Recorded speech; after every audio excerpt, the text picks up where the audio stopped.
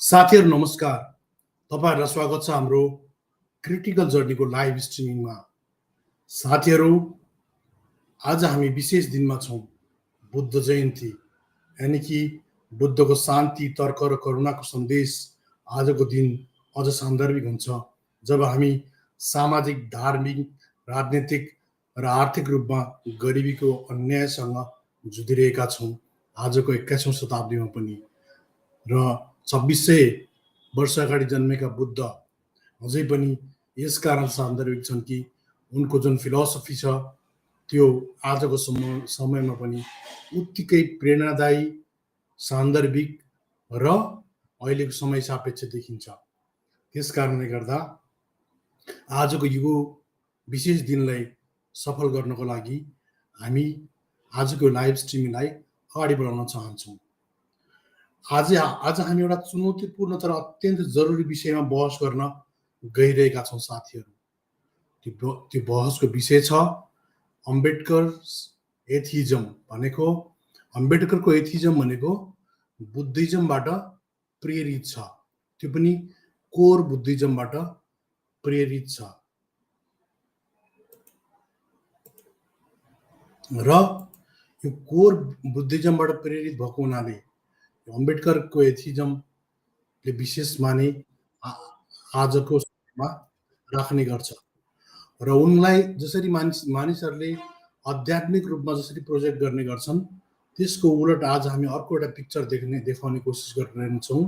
त्यो भनेको अम्बेडकरको जुन नवयाना बुद्धिज्म छ, 21औं शताब्दी सुहाउँदो जुन साइन्टिफिक बुद्धिज्म भनेर भनिन्छ, त्यो नवयाना बुद्धिज्मलाई अहिलेको मार्क्सिस्ट यानी कि मार्क्सिस्ट एथिजमसँग कम्पेयर गरेर हामीले साउथ एसियन कन्टेक्स्टमा त्यसलाई हेर्ने जमर्को गर्नेछौँ। अझ हामीले इन्ट्रेस्टिङली के गर्नेछौँ भने हाम्रो क्रिटिकल लेन्स जुन Ambedkar versus Marx versus Manu, त्यो लेन्सद्वारा साउथ एसियामा आजको एआई ड्रिभन जुन रोबोटिक इरा छ, त्यो रोबोटिक इरामा सँगसँगै जुन पोलिटिकल्ली पनि दलाल पुँजीवाद भनेको न्यू लिबरलिजमको चरम रूप छ, त्यो न्यू लिबरलिजमको आउटकम के छ? करप्सन एकदम हाईएस्ट पिक पोजिसनमा छ। यी सबै कुराहरुमा Ambedkarite atheism versus Marxist atheism versus मनुको जुन डिभाइन जस्टिस वाला सिस्टम छ, त्यो सबै कुराहरुलाई कम्पेयर गरेर आजको हामी बहसमा चिरफार गर्ने कोसिस गर्नेछौँ।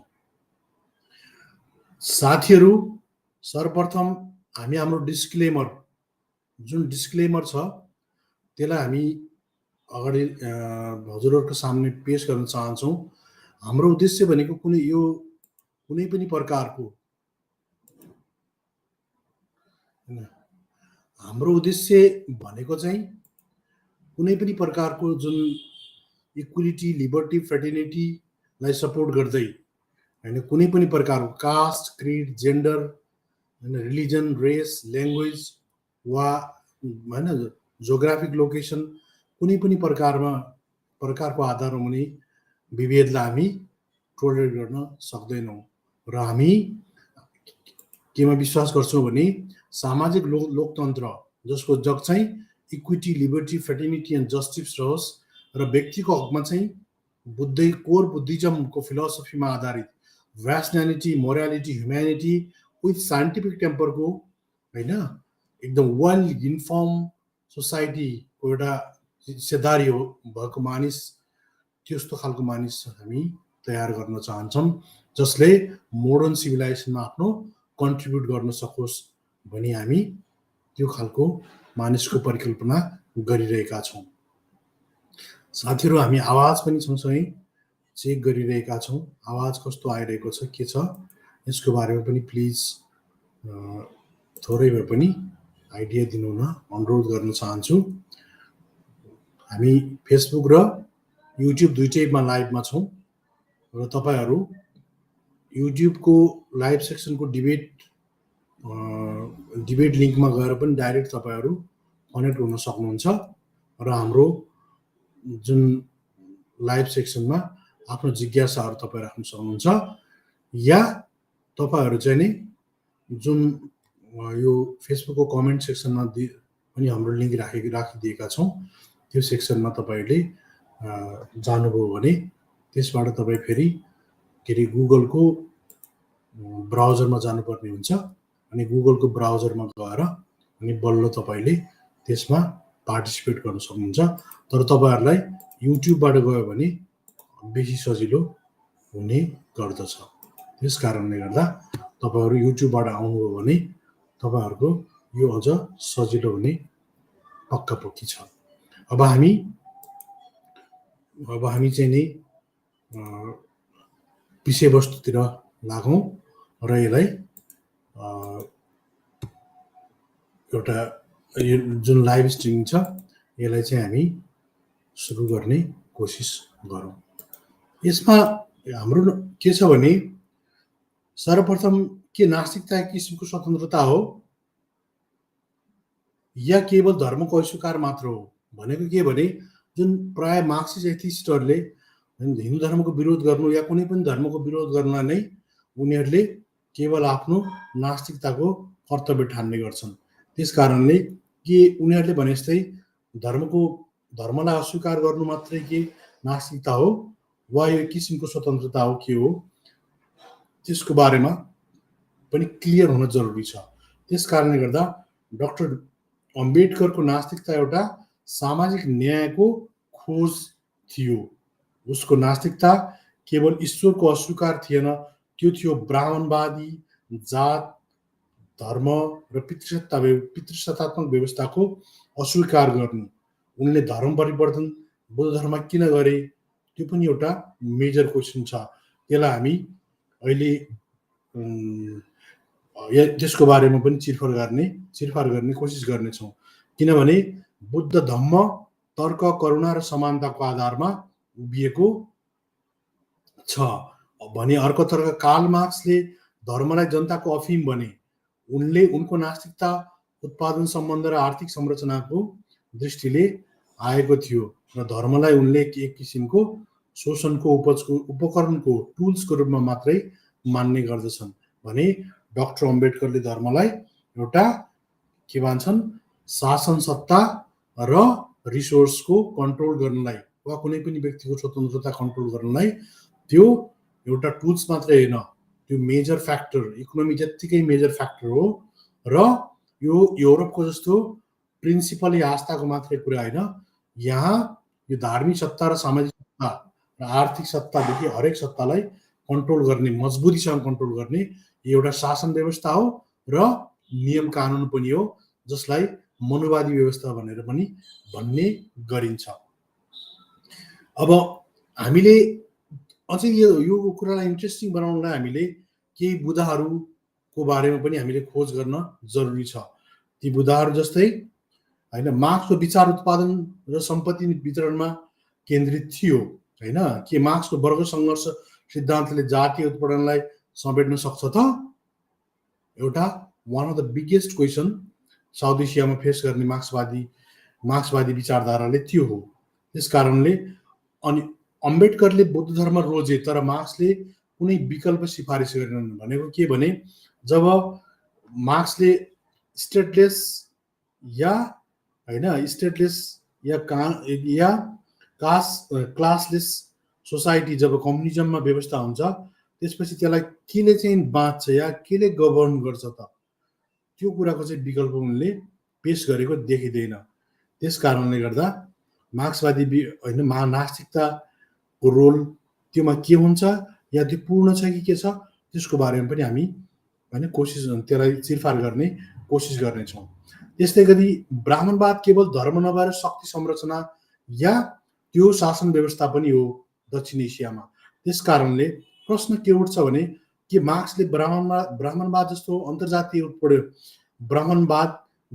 अन्तर्जातीय र पितृसत्तावादी उत्पीडनलाई सम्बोधन गर्छ या क्लास, कास्ट, जेन्डर यी तिनटैको जुन एउटा सम्मिश्रण छ कि त्यसले यसलाई साँच्चीकै यसले सम्बोधन गर्छ त भन्ने कुरा पनि त्यसलाई पनि हामीले यहाँ चिरफार गर्ने कोसिस गर्नेछौँ।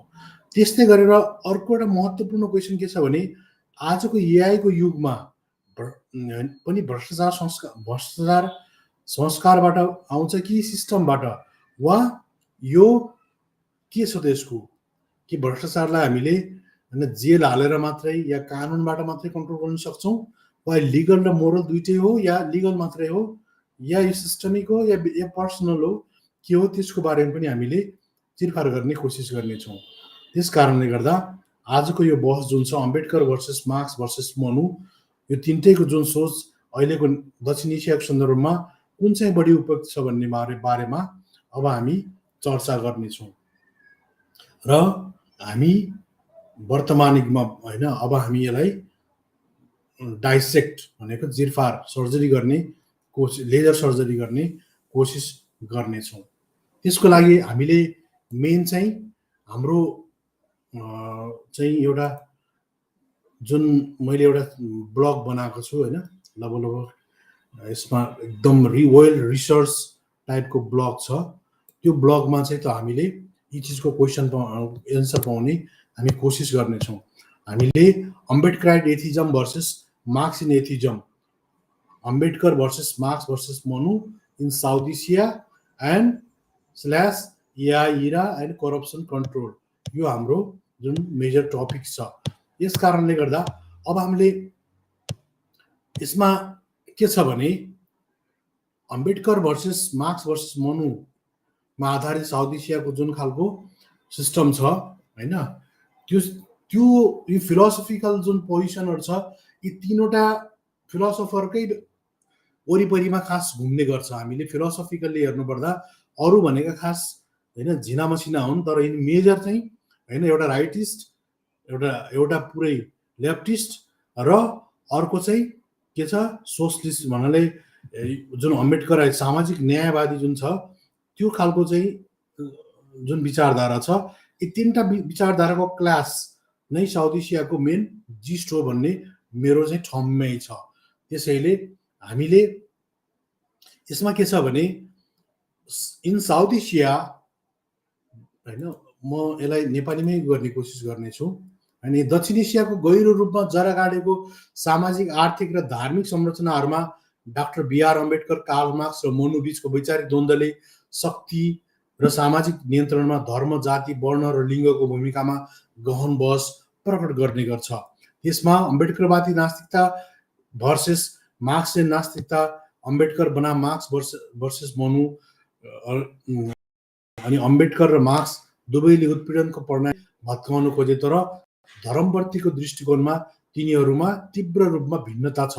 त्यस कारणले मनलाई जनताको होइन अफिमको रूपमा प्रसिद्ध रूपमा वर्णन गरे।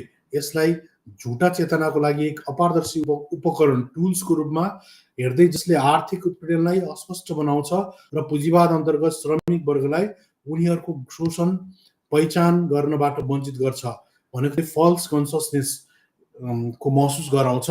र त्यो फल्स कन्सियसनेस भएको हुनाले उनीहरूले धर्ममा के हुन्छन्, अफिम जस्तै लट्ठिन्छन्, र उनीहरूले त्यसलाई त्यसको कारणले गर्दाखेरि उनीहरूले मेन चाहिँ शोषणको विरुद्ध उनीहरू लड्न सक्दैनन्। तथापि अम्बेडकरले धर्मको लागि अझ सूक्ष्म भूमिका देखेर विशेष गरी सामाजिक र आर्थिक होइन, सामाजिक, आर्थिक, राजनीतिक मुक्तिको लागि सम्भावित साधनको रूपमा अर्थात् दुःख, विशेष गरी ब्राह्मणवादी विचारधारा र ईश्वरीय कानुनमा आधारित कठोर पदानुक्रम संरचनाहरूद्वारा उत्पीडित समुदायहरूभित्र, जसको उदाहरण मनुको सिद्धान्तहरूले दिने गर्छ।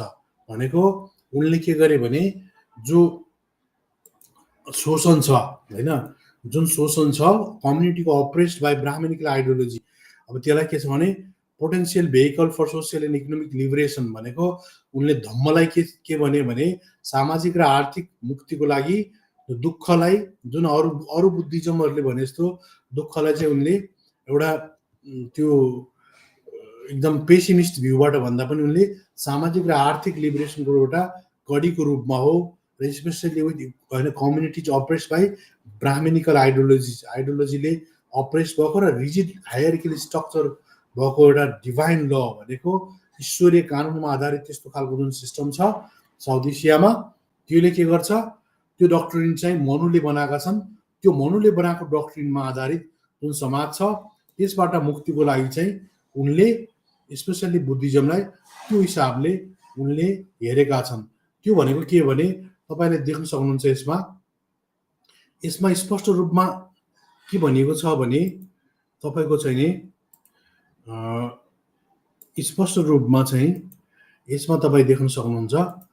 यसमा चाहिँ नि यो हैन, यसमा के छ, ब्राह्मण, क्षेत्री, वैश्य, शूद्र र दलित यिनीहरूको के छ, अब शैक्षिक रूपमा हैन, अनि सत्ताको शोषण या सम्पत्तिको रूपमा हैन, आर्थिक, सामाजिक, सांस्कृतिक, धार्मिक हरेक प्रकारका विभेदहरू, शैक्षिक सबै प्रकारका विभेदहरूले गर्दा एउटा क्लास तयार हुने गर्छ र त्यसलाई के गरिन्छ, त्यसलाई ईश्वरीय कानुन बनाएर, विधान बनाएर यसलाई चाहिँ के गरिन्छ, यसलाई चाहिँ नेचुरल हो भन्ने टाइपले प्रेजेन्ट गर्ने गरिन्छ र त्यसले गर्दा फल्स कन्सियसनेस त हुँदै हो। तर यसले के गर्छ, जुन ग्रेडेड इनइक्वालिटी भनेको कर्मिक असमानतामा आधारित, त्यो पनि जन्मजात, र त्यसलाई श्रम र के छ, श्रमिक दुवैलाई बाँड्ने काम गरिन्छ र त्यसैको आधारमा के गरिन्छ, यसलाई जस्टिफाई गर्ने गरिन्छ कि यो ईश्वरीय कानुन या डिभाइन ल आधारित छ भनेर भन्ने गरिन्छ।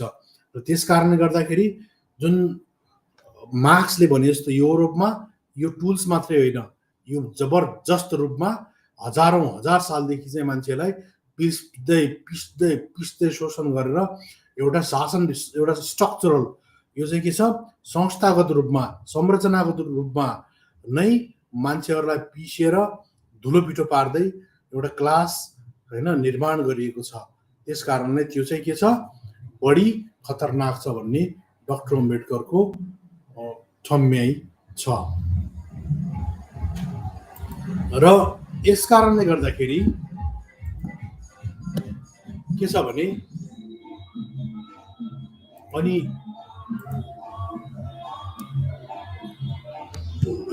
यो खालको भएको हुनाले यो भिन्नता विशेष गरी प्रत्येकले स्वीकार गरेका नास्तिकताका अद्वितीय रूपहरूमा स्पष्ट देखिन्छ।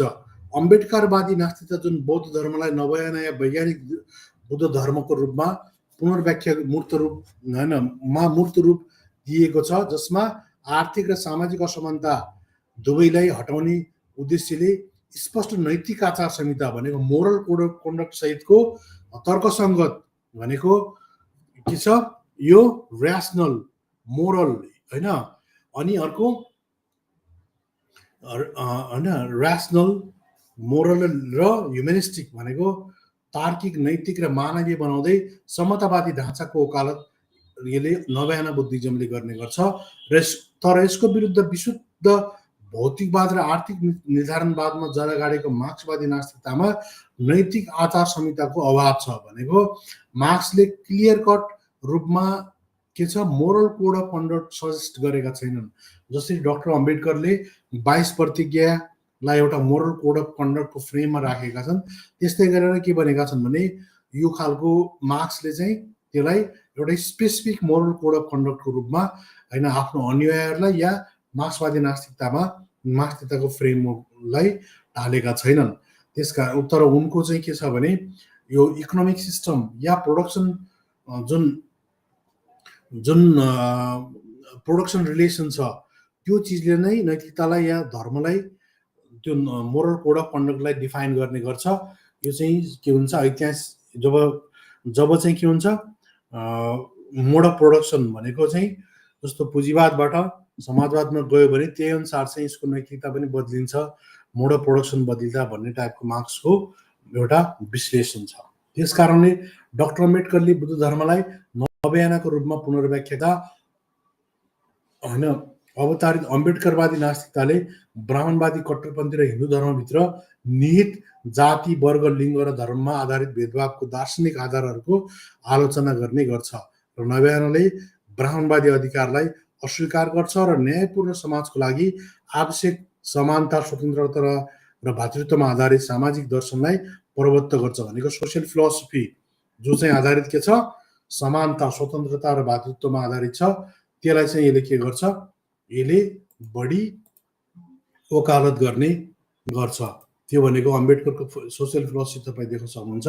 यसमा स्पष्ट रूपमा के गरिएको छ, इक्विटी, लिबर्टी एन्ड फ्रेटर्निटी, अझ फ्रेटर्निटीलाई अझ बढी ज्यादा जोड दिइन्छ र त्यसैलाई के गरिन्छ, त्यसैलाई डेमोक्रेसीको संज्ञा दिइन्छ र त्यही नै के हो, अनदर नेम अफ रिलिजन भनेर बकाइदा डक्टर अम्बेडकरको फिलोसफीले यसलाई कोड अनकोड गर्ने गर्छ। यो डक्टर अम्बेडकरको भोल्युम 17 को हैन पार्ट 3 मा यो पेज नम्बर 503 नम्बरमा यो चिजलाई लेखिएको छ।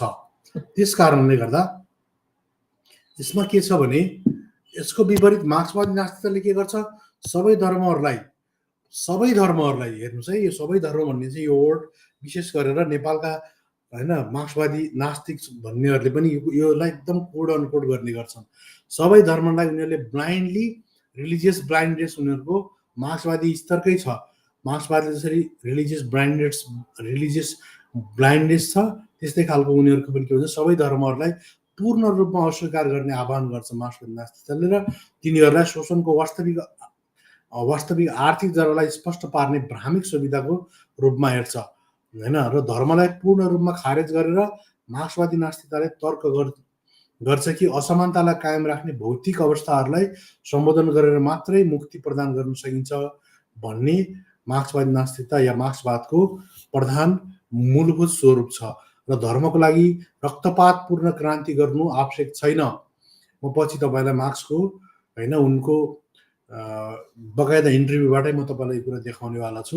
धर्मको लागि कुनै क्रान्ति गर्नु जरुरी छैन भन्ने चाहिँ मार्क्सको हो कि a socialism develop religion will be withering away भन्ने उनको कन्सेप्ट हो। भनेको जब समाजवादमा विकास हुँदै जान्छ त्यसपछि त्यसले गर्दा धर्म आफै चाउरिएर खुम्चिएर सिद्धिन्छ भन्ने मार्क्सको बनायो र मार्क्सले कुनै जसरी आर्थिक क्रान्तिको लागि हैन जसरी सशस्त्र सङ्घर्ष या रक्तपातपूर्ण क्रान्तिको आवश्यक छ भन्छन्, तर धर्मको लागि चाहिँ मार्क्सले के भन्छन् भने त्यस्तो खालको हैन रक्तपातपूर्ण क्रान्तिको आवश्यक छैन भन्ने मार्क्सको भनाइ हो। र पुँजीवाद जब बढ्दै जान्छ, यो गुगलले चाहिँ ट्रान्सलेट गर्दाखेरि कति चिजहरू हैन एकदमै उ गरिदिन्छ के यहाँ हामीले पुँजीवाद भन्ने होइन है, यो चाहिँ समाजवाद हो। यहाँ हेर्नुहोस् है हैन, ए socialism gross religion is विदरिङ away भनेको जब सोशलिजम बढ्दै जान्छ तब के हुन्छ, धर्म आफै चाउरेर खुम्चिएर जान्छ भन्ने चाहिँ भनाइ छ।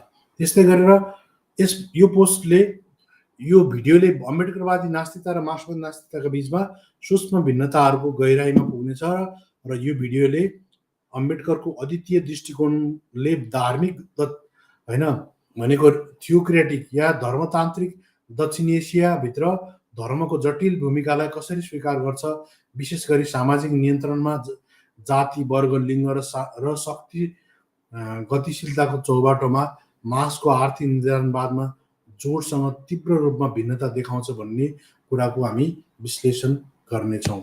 त्यस्तै व्यावहारिक हैन प्राग्मेटिकल्ली वैज्ञानिक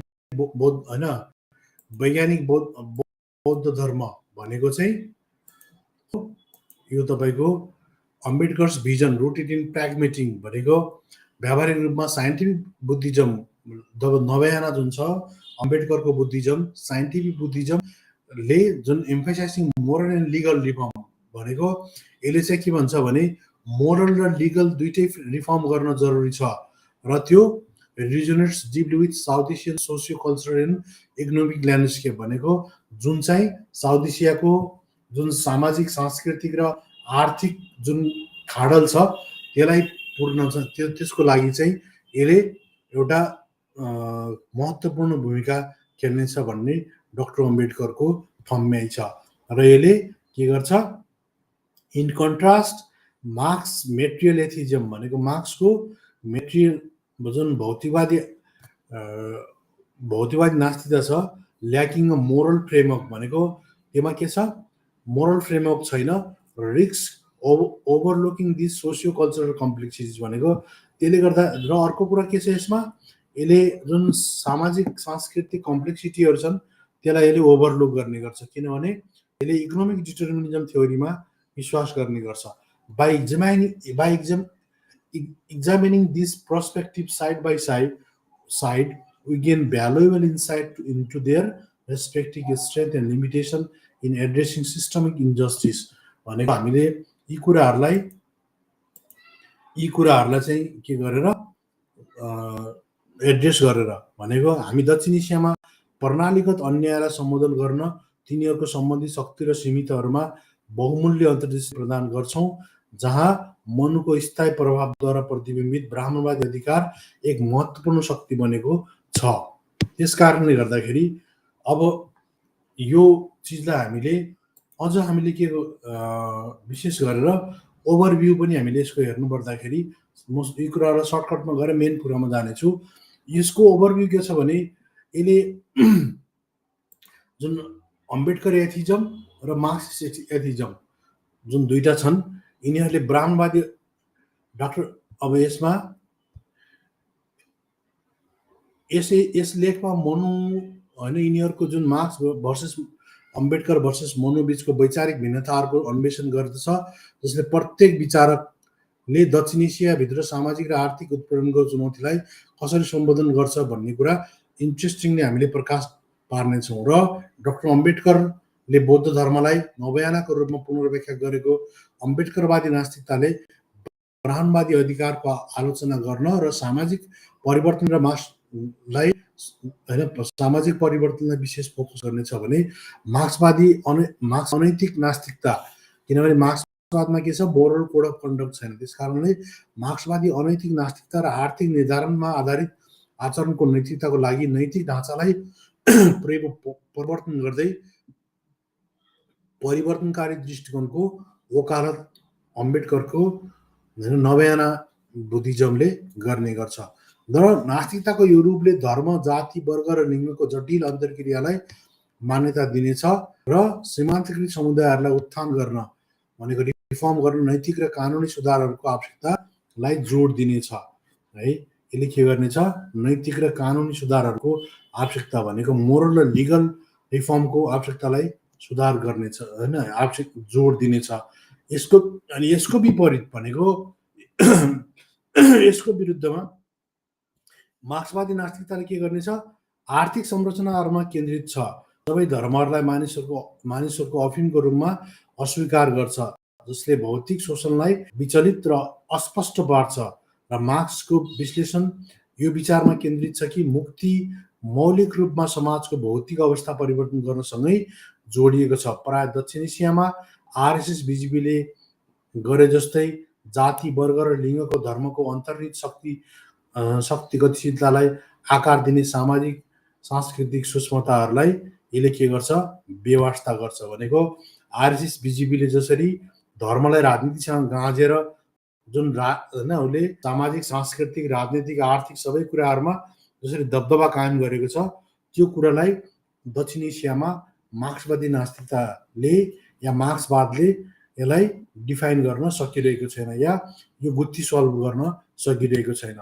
त्यसकारण तुलनात्मक विश्लेषण मार्फत यस लेखले सामाजिक र आर्थिक प्रणालीगत अन्यायहरूको बुझाइमा तीन दार्शनिक दृष्टिकोणहरू भनेको मार्क्स, मनु र अम्बेडकरले कसरी योगदान पुर्याउँछन् भन्ने कुरामा प्रकाश पार्ने लक्ष्य हाम्रो छ। र यसले मनुको सिद्धान्तद्वारा उदाहरण दिए अनुसार ब्राह्मणवादी विचारधाराको स्थायी प्रभावको सम्बन्धमा विशेष गरी तिनीहरूको फरक दृष्टिकोणको प्रभाव स्पष्ट पार्न खोज्नेछ यो भिडियोले। अन्तमा यो छलफलले पाठकहरूलाई सामाजिक र आर्थिक रूपान्तरणलाई बढावा दिन र यस क्षेत्रमा गहिरो जरा गाडेको बहु असमानतालाई सम्बोधन गर्न यो नास्तिक ढाँचाहरूको सन्दर्भहरूलाई विचार गर्न आमन्त्रित पनि गर्ने गर्छ। यो त भयो हाम्रो ओभरभ्यू र यसको प्रिन्सिपल। अब हामी मेन पोइन्टमा हामी छिरिरहेका छौँ। त्यो भनेको के हो? त्यो भनेको अम्बेडकराइट नास्तिकताका सिद्धान्तहरू के हुन् त? वाट आर द फिलोसफी यसको प्रिन्सिपल्स अफ अम्बेडकराइट एथिजम भनेको अम्बेडकरको एथिजमको मेन यसको प्रिन्सिपलहरू के हुन्? अब हामी मेन पोइन्टमा यसको छिरिरहेका छौँ। यसमा के छ भने डाक्टर बीआर अम्बेडकरद्वारा विकसित अम्बेडकरवादी नास्तिकताले मौलिक बौद्ध नास्तिकताको एक अद्वितीय पुनर्व्याख्यालाई प्रतिनिधित्व गर्छ, जसमा न्यायपूर्ण समाज, मानवीय मर्यादा र सामाजिक तथा आर्थिक असमानताको उन्मूलनमा केन्द्रित छ। र यो हिन्दू धार्मिक विचारधारा र संरचनाहरूको अङ्कनात्मक जाँचमा भनेको चाहिँ यो भनेको के भने critical examination of Hindu religious ideology and structure भनेको हिन्दू धर्मको जुन विचारधारा र संरचनाको क्रिटिकल एक्जामिनेसन गर्दै एडप्सन अफ न्यू बुद्धिज्म भनेको जुन बुद्धिज्म या न्यू बुद्धिज्म या नवायाना बुद्धिज्म छ, सफ as a socially transformative path भनेको सामाजिक आर्थिक रूपमा यसले बदलावको एउटा बाटो तयार गर्नेछ। This approach goes beyond merely rejecting religion. यो बाटोले के गर्नेछ, यो पाथले के गर्नेछ, धर्मलाई मात्र रिजेक्ट गर्ने छैन। It is call for dismantling social and economic hierarchies and inequalities भनेको यसले के गर्नेछ, सामाजिक र आर्थिक उचनिच र असमानतालाई पनि ध्वस्त पार्दै इम्पावरिङ भनेको यसले के गर्नेछ, जो मार्जिनलाइज कम्युनिटीहरू छन्, जो एससी एसटी ओबिसी भनेको के शूद्र अनि आदिवासी दलितहरूलाई यसले इम्पावर गर्नेछ र रिइन्फोर्सिङ मोरल इन्टिग्रिटी भनेको उनीहरूलाई नैतिक रूपमा एक आपसमा जोड्नेछ नवयाना बुद्धिज्मले भन्ने हामी यो कुराको नवयाना बुद्धिज्ममा ती जिस्टहरू पाउँछौँ। त्यस कारणले ती जोड्ने मेन जिस्टहरू के हुन् त, त्यसको कोर प्रिन्सिपलहरू के हो भने यसले के गर्छ भने डक्टर अम्बेडकरको नवयाना बुद्धिज्मले rejection of divine law and authority, त्यो भनेको के हो भने डक्टर अम्बेडकरको जुन खालको नवयाना बुद्धिज्म छ यसले जुन मनुवादी विचारधारा या ब्राह्मणवादी विचारधाराको जुन डिभाइन ल आधारित यसले के भन्छ, हरेक मान्छेहरू पृथ्वीमा जन्मेका हरेक मान्छेहरू के छन्, असमान छन्, अनइक्वल छन्, त्यसपछि के छन्, आइसोलेटेड छन् र सेग्रिगेटेड छन् भनेको उनीहरू एउटा के छन्, असमान छन् र छुट्टा छुट्टै छन् र भिन्न भिन्नै तरिकाले बसेका छन् र उनीहरूको यसको बेस भनेको के हो, असमानता हो भनेर जुन ब्राह्मणवादी विचारधाराले भन्छ, त्यसको उलट के भन्छ भने डक्टर अम्बेडकरको जुन फिलोसफी छ यसले के भन्छ भने यसले चाहिँ प्योरली यसले चाहिँ समानताको कुरा गर्छ कि rejecting of divine law and authority भनेको जुन मनुको के थियो, दैवी कानुनको अथोरिटी छ, ब्रह्माले बनाएको नियम कानुन र अथोरिटी जुन छ त्यसलाई के गर्छ डक्टर अम्बेडकरको नवयाना बुद्धिज्मले रिजेक्ट गर्ने गर्छ। भनेको के भने rejection of authority and hierarchy दुईटै कुरालाई के गर्छ, रिजेक्ट गर्छ। भनेको ब्राह्मणवादी अधिकार र पदानुक्रमको अस्वीकृति गर्छ र अम्बेडकरवादी नास्तिकताले ब्राह्मणवादी धार्मिक ग्रन्थ र अभ्यासहरूको अधिकारलाई अस्वीकार गर्छ, जसले जातीय पदानुक्रम भनेको कास्ट हायरार्कीलाई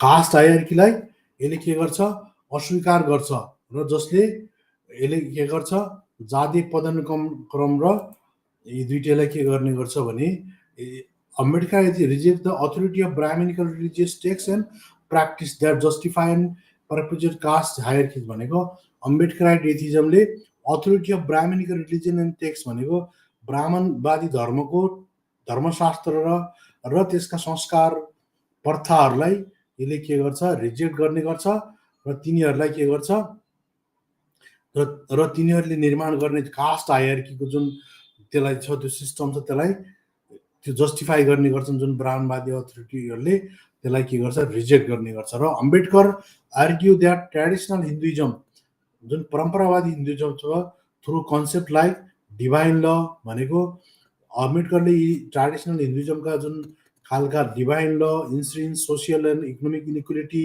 भनेको जुन के छ, दैविक कानुन, त्यसपछि गएर सामाजिक आर्थिक असमानताहरू लाई जुन स्थापित गरेको छ हिन्दू धर्मले, परम्परागत हिन्दू धर्मले, जसले यसको सिद्धान्तलाई सामाजिक न्यायको खोजीसँग असङ्गत बनाउँछ, ती सबै कुराहरूलाई यसले के गर्छ, अस्वीकार गर्ने गर्छ।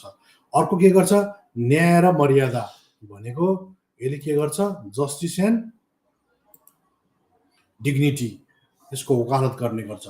Ambedkarite atheism focus on social justice and human dignity भनेको सामाजिक न्याय र मानवीय गरिमाको वकालत गर्ने गर्छ। त्यस कारणले गर्दा core principal of Ambedkarite atheism भनेको जुन उसको अम्बेडकरवादी नास्तिकताको एउटा मुख्य सिद्धान्त सामाजिक न्यायप्रतिको यसको प्रतिबद्धता हो, जुन अम्बेडकरको सामाजिक दर्शनमा आधारित छ, जसले प्रत्येक व्यक्तिको विशेष गरी जाति, वर्ग, लिङ्ग आधारित उत्पीडनबाट सीमान्तकृतहरूको मर्यादा र असमानतालाई जोड दिने गर्छ र यो दृष्टिकोणले यस्तो समाजको परिकल्पना गर्छ जहाँ प्रत्येक व्यक्तिलाई सामाजिक स्थितिको पर्वाह नगरी समग्र अभिन्न अङ्गको रूपमा मूल्याङ्कन गर्ने गर्छ र अम्बेडकरवादी नास्तिकता मानवाधिकार र समानताको उल्लङ्घन गर्ने प्रणालीहरूको विरुद्धमा उभिन्छ। पीडित समुदायहरूलाई सशक्त बनाउने र उत्पीडित र प्रत्येक व्यक्तिको आन्तरिक मूल्य पुष्टि गर्न संरचनात्मक र नैतिक सुधारको वकालत गर्ने गर्छ। त्यस्तै 3 नम्बर कुरामा के छ, ऱ्यासनालिटी एन्ड साइन्टिफिक टेम्परको कुरा गर्छ हैन। त्यसले advocacy of rationality and scientific temper भनेको तार्किकता र वैज्ञानिक सोचको बारेमा यसले वकालत गर्ने गर्छ। डाक्टर अम्बेडकरको नवयाना बुद्धिज्मको प्रिन्सिपलले Ambedkar atheism promotes rational inquiry भनेको जुन तार्किक रूपमा प्रश्न गर्ने जुन खालको कुराहरू छ हैन, इन्क्वायरी एन्ड साइन्टिफिक टेम्पर भनेको यसले बौद्धिक हैन कारक र प्रभावको सिद्धान्तमा आधारित तर्कसँग सोधपुछ र वैज्ञानिक स्वभावलाई बढावा दिन्छ।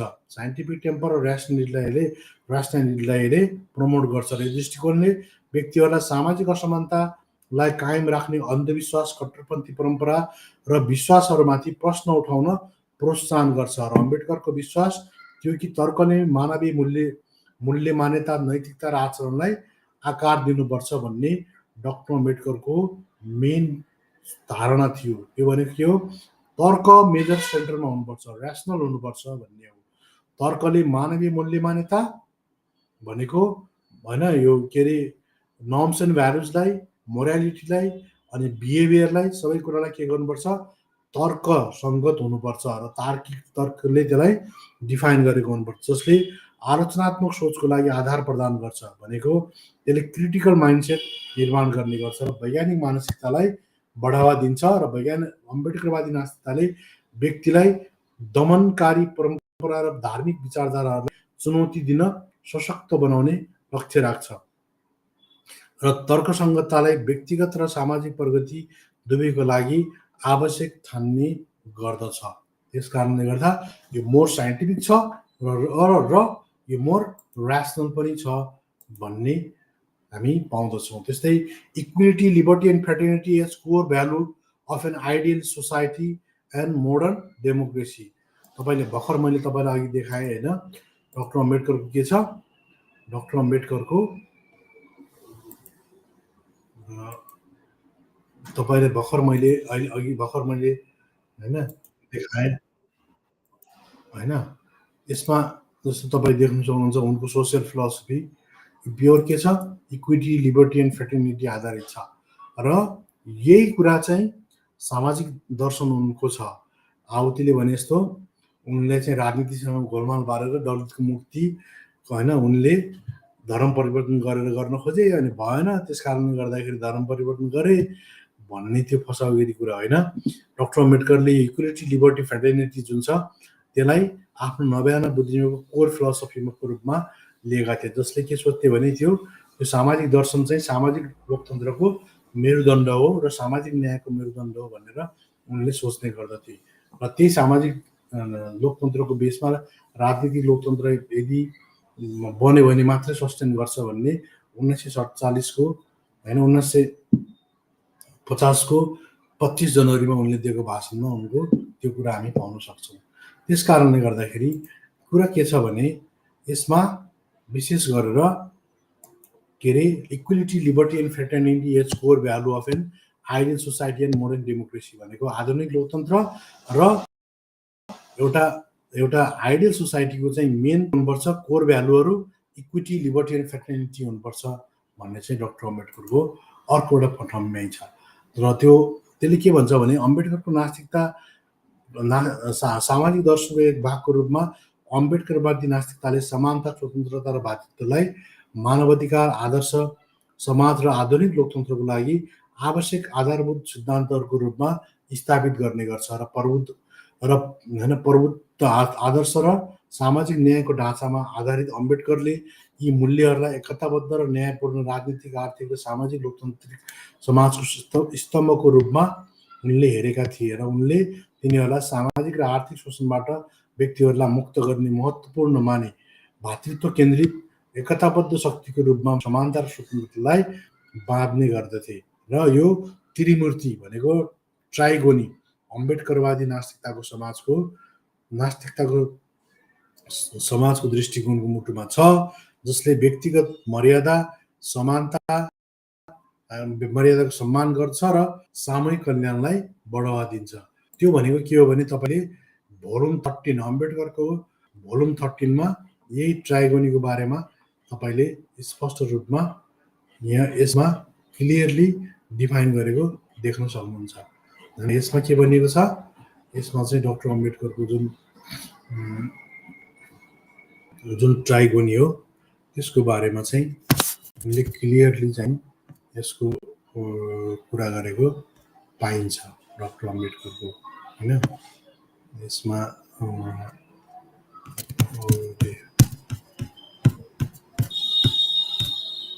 यस भोल्युम 13 मा बकाइदा चाहिँ तपाईँको यहाँ एक मिनट है, यसमा तपाईँ देख्न सक्नुहुन्छ। मैले त्यतिकै हावामा फ्याँकिरहेको छैन, होइन। 20-26 जनवरी 1950 मा यो चाहिँ यो तपाईँ देख्न सक्नुहुन्छ हो।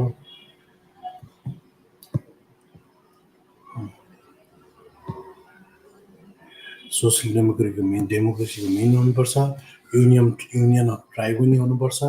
त्यो ट्राइगोनी भनेको इक्वालिटी, लिबर्टी एन्ड फ्रेटर्निटीको आधारमा हुनुपर्छ।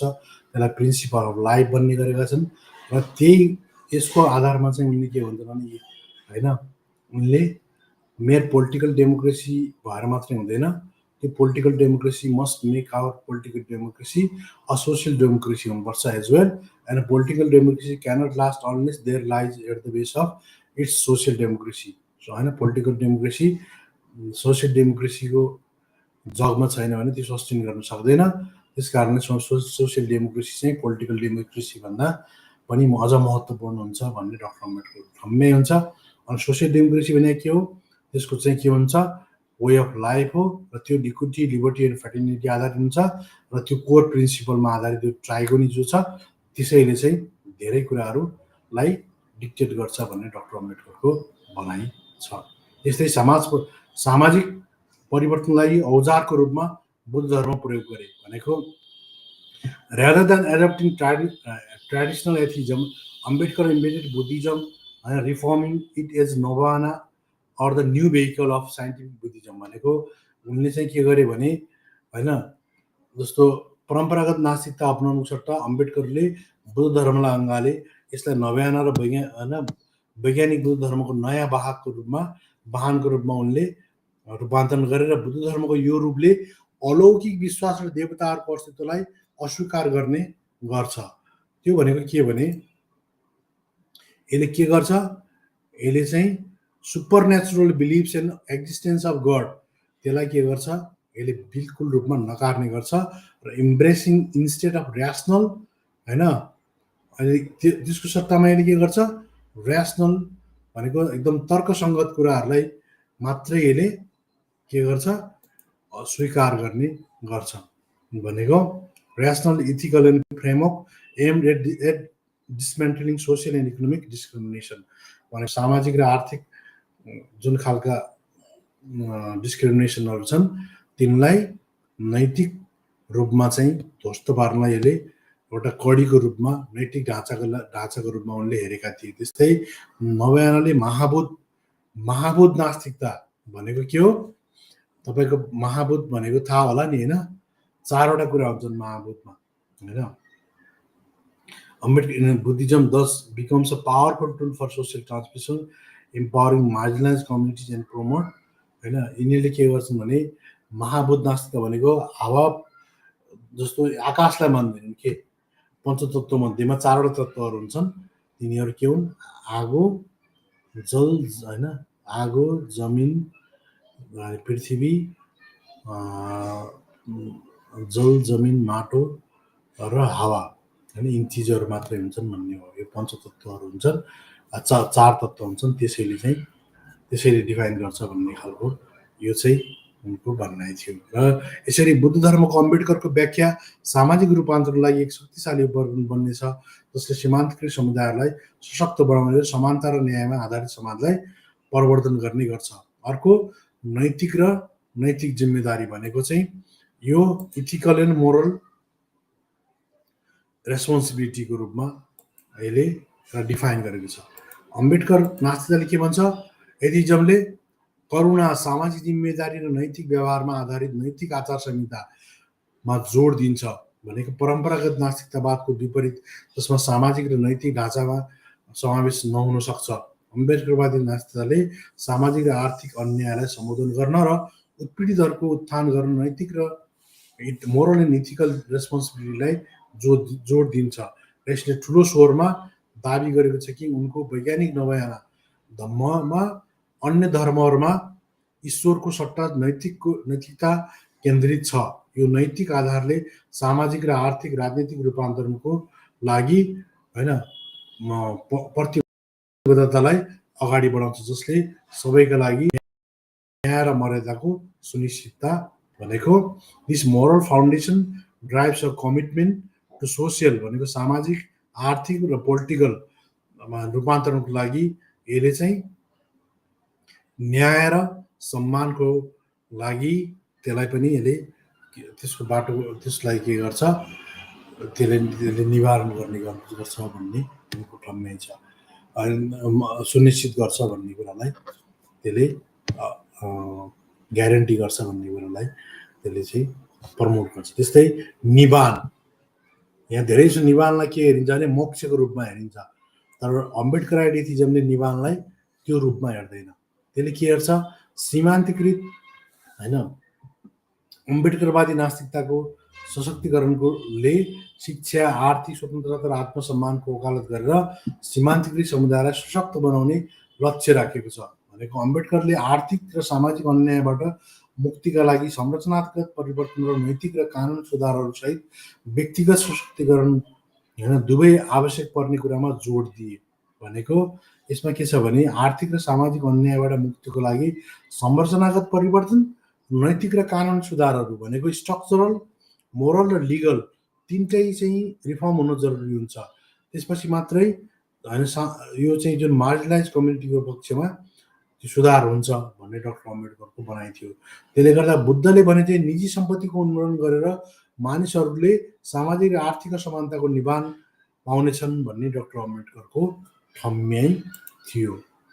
त्यो भनेको के हो भने निवानलाई जुन अरू बुद्धिज्मले जस्तो त्यसलाई मोक्ष वा लिबरेसनको रूपमा नभएर डाक्टर अम्बेडकरले यसलाई के भनेका थिए भने सोसियल एन्ड इकोनोमिक इनइक्वालिटी चाहिँ उन्मूलन गर्ने त्यो कसरी प्राइभेट प्रोपर्टी उन्मूलन गरेर त्यसले जसरी बुद्धले भनेका थिए प्राइभेट प्रोपर्टी उन्मूलन गरेर सामाजिक र इकोनोमिक इनइक्वालिटी भनेको सामाजिक र आर्थिक असमानतालाई हटाउने खालको जुन कुरा छ त्यसलाई नै डाक्टर अम्बेडकरले निवान भनेर भन्ने गर्छन्। अर्को के छ क्रिटिकल थिङ्किङलाई यसले प्रमोट गर्छ। त्यो क्रिटिकल थिङ्किङ भनेको के हो यो क्रिटिकल थिङ्किङ भनेको परम्परागत धार्मिक अभ्यासहरूको आलोचना अम्बेडकरवादी नास्तिकताले सीमान्तकृत समुदायलाई दमन गर्ने सामाजिक र आर्थिक असमानता र पदानुक्रमलाई बलियो बनाउने परम्परागत आर्थिक अभ्यासहरूको आलोचना गर्छ र अम्बेडकरले जात वर्ग र लिङ्गका असमानतामा लागू गर्ने रीतिरिवाज होइन अब रीतिरिवाज भनेको चाहिँ कस्टम ल एन्ड होइन रिचुअल्स कस्टम ल यी सबैलाई के गर्छ यसले यी सबैलाई नकार्ने गर्छ र आलोचना गर्थे र समाजबाट यी अभ्यासहरू हटाउनको लागि वकालत गर्ने गर्थे। अर्को सामाजिक सुधारको लागि धर्मनिरपेक्ष दृष्टिकोण भनेको यसले सेक्युलरिजमलाई होइन। यसले चाहिँ के गर्छ, प्रमोट गर्ने सामाजिक सुधारको लागि यसले हिन्दू धर्मलाई होइन सेक्युलरिजमलाई यसले प्राथमिकता दिन्छ भनेको secular approach to social reform भनेको अम्बेडकराइटिजमले जस्तो अम्बेडकरले त क्लियरली पनि भनेका छन् कि हजुर जुन धर्म हिन्दू राज्य भनेको चाहिँ के हुन्छ, स्वतन्त्रता समानता र भाइचाराको विरुद्धमा हुन्छ, त्यस कारणले यो लोकतन्त्रको विरुद्धमा हुन्छ। त्यसैले यसलाई हिन्दू राज्यलाई कुनै पनि हालतमा रोक्नुपर्छ भन्ने डाक्टर अम्बेडकरको भनाइ थियो। त्यसको विरुद्धमा उनले के भन्थे, उनले बकाइदा सेक्युलर होइन सेक्युलर डेमोक्रेसी हुनुपर्छ भनेको अम्बेडकरले सामाजिक सुधारको लागि के हुनुपर्छ, सेक्युलरिजम हुनुपर्छ। अम्बेडकरवादी नास्ताले धर्मनिरपेक्षलाई समर्थन गर्छ, धर्मले कानुन वा सार्वजनिक नीतिहरूलाई प्रभाव पार्नु हुँदैन भन्ने उनको दाबी थियो र धर्मलाई राजनीतिबाट अलग गर्ने वकालत गरेर अनि यसले यस्तो समाज सिर्जना गर्न खोज्छ जहाँ कानुन र शासन धार्मिक आदेशको सट्टा न्याय तर्क र समानतामा आधारित होस् भनेको के छ, डिभाइन भनेको धर्मले होइन डिफाइन गर्ने कानुन मनुस्मृतिहरू यिनीहरूले छन्, यसले डिफाइन गर्ने होइन कि त्यो निरपेक्षतावादी संविधानले न्याय तर्क र समानताको आधारमा यसले निर्धारण गर्नुपर्छ भन्ने डाक्टर अम्बेडकरको भनाइ थियो। अर्को धर्म व्यक्तिगतभन्दा सामाजिक हुनुपर्छ भन्ने अर्को भनाइ हो। Dhamma is a social than individual भनेको कलेक्टिभ एक्सन अगेन्स्ट अप्रेस्ड होइन oppression Ambedkaritism encourage collective action among oppressed communities भनेको अम्बेडकरवादी नास्तिकताले जात र अन्य प्रकारका सामाजिक तथा आर्थिक असमानतालाई उन्मूलन गर्न उत्पीडित समुदायहरूबीच सामूहिक कार्यलाई प्रोत्साहन गर्ने गर्छ। यसले सीमान्तकृत समूहहरूबीच एकतालाई बढावा दिने गर्छ। म तपाईँलाई अलिक फास्ट लान्छु है त। आर्थिक निर्धारणवाद, अब जसरी मार्क्सले के भनेका थिए, आर्थिक निर्धारणवादको कुरा गरेका थिए। अनि के गर्छ, recognition of social and religion factors with economic determinism भनेको आर्थिक निर्धारणवादलाई पनि यसले के गर्छ, त्यसलाई पनि प्राथमिकता दिन्छ, तर सँगसँगै के गर्छ, सामाजिक र धार्मिक कारकहरूको पनि मान्यता यसले दिन्छ भनेको आर्थिक निर्धारणवादलाई परिवर्तनको प्राथमिक स्रोतको रूपमा सामाजिक र धार्मिक कारकहरूको पनि मान्यता दिने गर्छ भनेको वर्ग समाजलाई सामाजिक परिवर्तनको प्राथमिक शक्तिको रूपमा हेर्ने मार्क्सवादी नास्तिकताको विपरीत। किनकि मार्क्सवादी नास्तिकता या मार्क्सवादी के भन्छ भने मेन इकोनोमिक डिटर्मिनिजम मात्रै कुरा गर्छ, आर्थिक कुरा फोकस गर्छ। तर अम्बेडकरले के भन्छ भने अम्बेडकर नास्तिकताले दक्षिण एसियाली समाजमा उत्पीडनको लागि अर्थतन्त्र जत्तिकै भनिरहेको छ कि अर्थतन्त्रलाई माइनस गर्ने होइन कि जत्तिकै प्राथमिक स्रोतहरू विशेष गरी जात लिङ्ग र धर्म जस्ता सामाजिक सांस्कृतिक र धार्मिक कारकहरूको भूमिकालाई मान्यता दिने गर्छ। र अम्बेडकरले तर्क गरे कि यी सामाजिक साथै आर्थिक पदानुक्रमहरूलाई सम्बोधन गर्नु साँचो मुक्ति प्राप्त गर्ने होइन महत्त्वपूर्ण हुन्छ भन्ने कुरालाई उनले फोकस गरे। त्यसैले अम्बेडकरवादी नास्तिकताले होइन नास्तिकताको लागि एक विशिष्ट दृष्टिकोणलाई प्रतिनिधित्व गर्छ जसले दमनकारी धार्मिक संरचनाहरूलाई अस्वीकार गर्छ र समानता र मानवीय मर्यादाको वकालत गर्ने गर्छ र तर्कसङ्गत नैतिक र धर्मनिरपेक्ष मूल्यहरूलाई प्रवर्धन गर्ने गर्छ। यो केवल देवताहरूमा विश्वासको अस्वीकृत मात्र होइन भनेको डिभाइन लको कुरा मात्र होइन, तर करुणा तर्कसङ्गत र सामूहिक कार्य मार्फत सामाजिक र आर्थिक असमानता र सामाजिक अन्याय उन्मूलन गर्ने उद्देश्यको एक परिवर्तनकारी सामाजिक दृष्टिकोण हो भन्ने कुरालाई यसले विशेष आफ्नो प्रिन्सिपलको रूपमा मान्यता दिने गर्छ। अब त्यस्तै गरेर हामीले अर्को सेक्सनमा अम्बेडकर नास्तिकता र ब्राह्मण नास्तिकताका विशेषताहरू बिचको दार्शनिक भिन्नता के हो भनेको अम्बेडकराइट एथिजम र ब्राह्मणिकल फिलोसफी जुन छ, philosophical difference between features of Ambedkarite atheism and Brahmanical philosophy दुईटाको बिचमा भनेको अम्बेडकराइट एथिजम र ब्राह्मणिकल फिलोसफीको बिचको फिलोसफिकल दार्शनिक डिफरेन्स के छ भन्ने कुराको बारेमा हामी चर्चा गर्नेछौँ। यसमा विशेष गरेर अम्बेडकराइट एथिजम होइन अम्बेडकरद्वारा खण्डन गरिएको नयाँ बुद्ध धर्म या धम्ममा आधारित छ जुन यस सांस्कृतिक र सांसारिक र समानता उन्मुख दर्शन हो भनेको यो हैन। फिजिकल भनेको मेटेरियलिस्टिक भौतिकवादी त छँदैछ हैन। अर्को यसले के गर्छ हैन, यसले के गर्छ भनेको यो दर्शन के छ, मेटेरियलिस्टिक र इक्वालिटीमा आधारित छ। फन्डामेन्टल डिफरेन्स फ्रम अदर भनेको this worldly and equally oriented philosophy हो हैन अम्बेडकरको भनेको। अनि अर्को के छ, it is fundamentally differ from other religions extra religious practice such as that broke away from Vajrayana Buddhism भनेको अरू जुन खालका हिन्दुइज्मका सेक्टहरू छन् हैन भनेको यो अन्य धर्म सम्प्रदाय वा धार्मिक अभ्यासहरूभन्दा मौलिक रूपमा फरक छ। जस्तै वज्रयाना बुद्ध धर्मबाट अलग भएकाहरू भनेको के भने वज्रयाना बुद्ध धर्मबाट अलग भएका 7औं र 9औं शताब्दीमा भनेको के यो शैविज्म हैन, त्यसपछि गएर लामाइज्म, तिब्बती बुद्ध धर्म अनि वैष्णविज्म, यी सबैहरूभन्दा यो के छ, यो बिल्कुल फरक छ। के मानेमा फरक छ, जस्तो लामा धर्म सहित तिब्बती बुद्ध धर्मले जसले के गर्छ, आत्मालाई मान्छ हैन। लामा धर्म लामाइज्मले र टिबेटियन बुद्धिज्मले के गर्छ हैन, आत्मा, सर्वोच्च अस्तित्व, पुनर्जन्म, अवतारवाद जस्ता अवधारणाहरूलाई मा विश्वास गर्ने गर्छ। जस्तै क्रिप्टो बुद्धिस्ट भनेको शङ्कराचार्यको के शैविज्म, यिनीहरूले के गर्छन्, ब्राह्मणवादी शैविज्महरूले जसले बुद्ध धर्मको एक गुप्त रूप भएको दाबी गर्छन् र आत्मा ब्रह्मा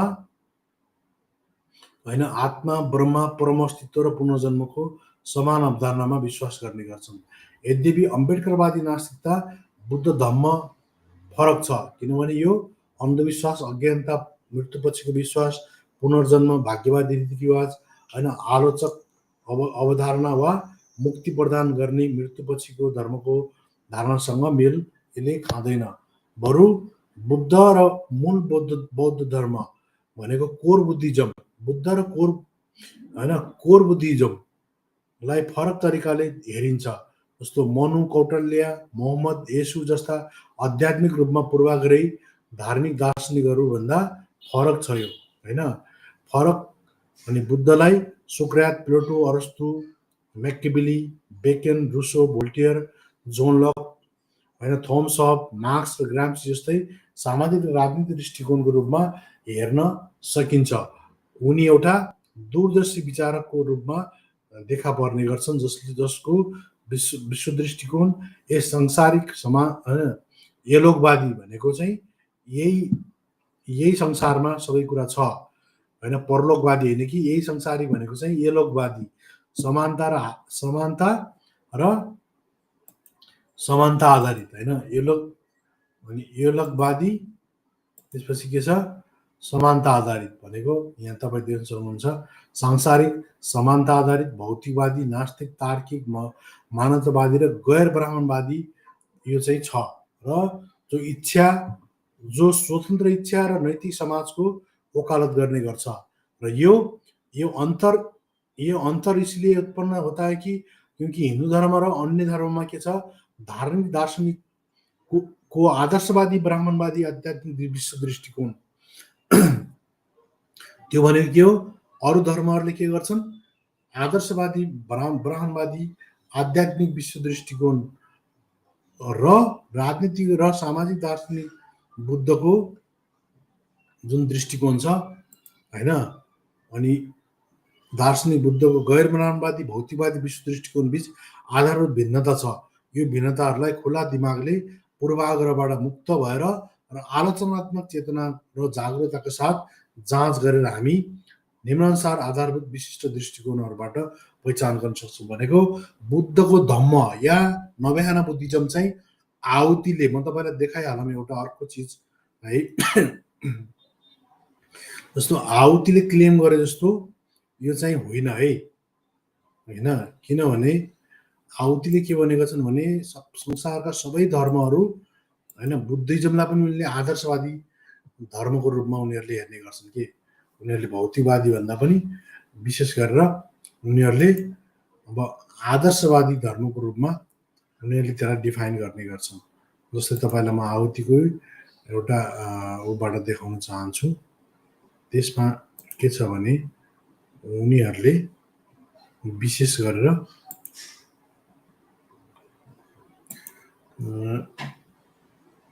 यसमा तपाईँ देख्न सक्नुहुन्छ है, यो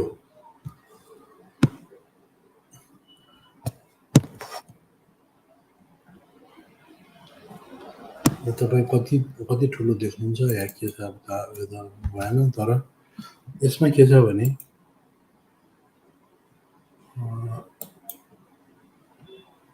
सरी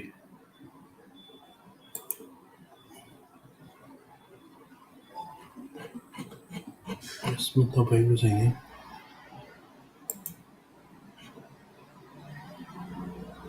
यो यसमा तपाईँ क्लियरली देख्न सक्नुहुन्न होला जस्तो छ।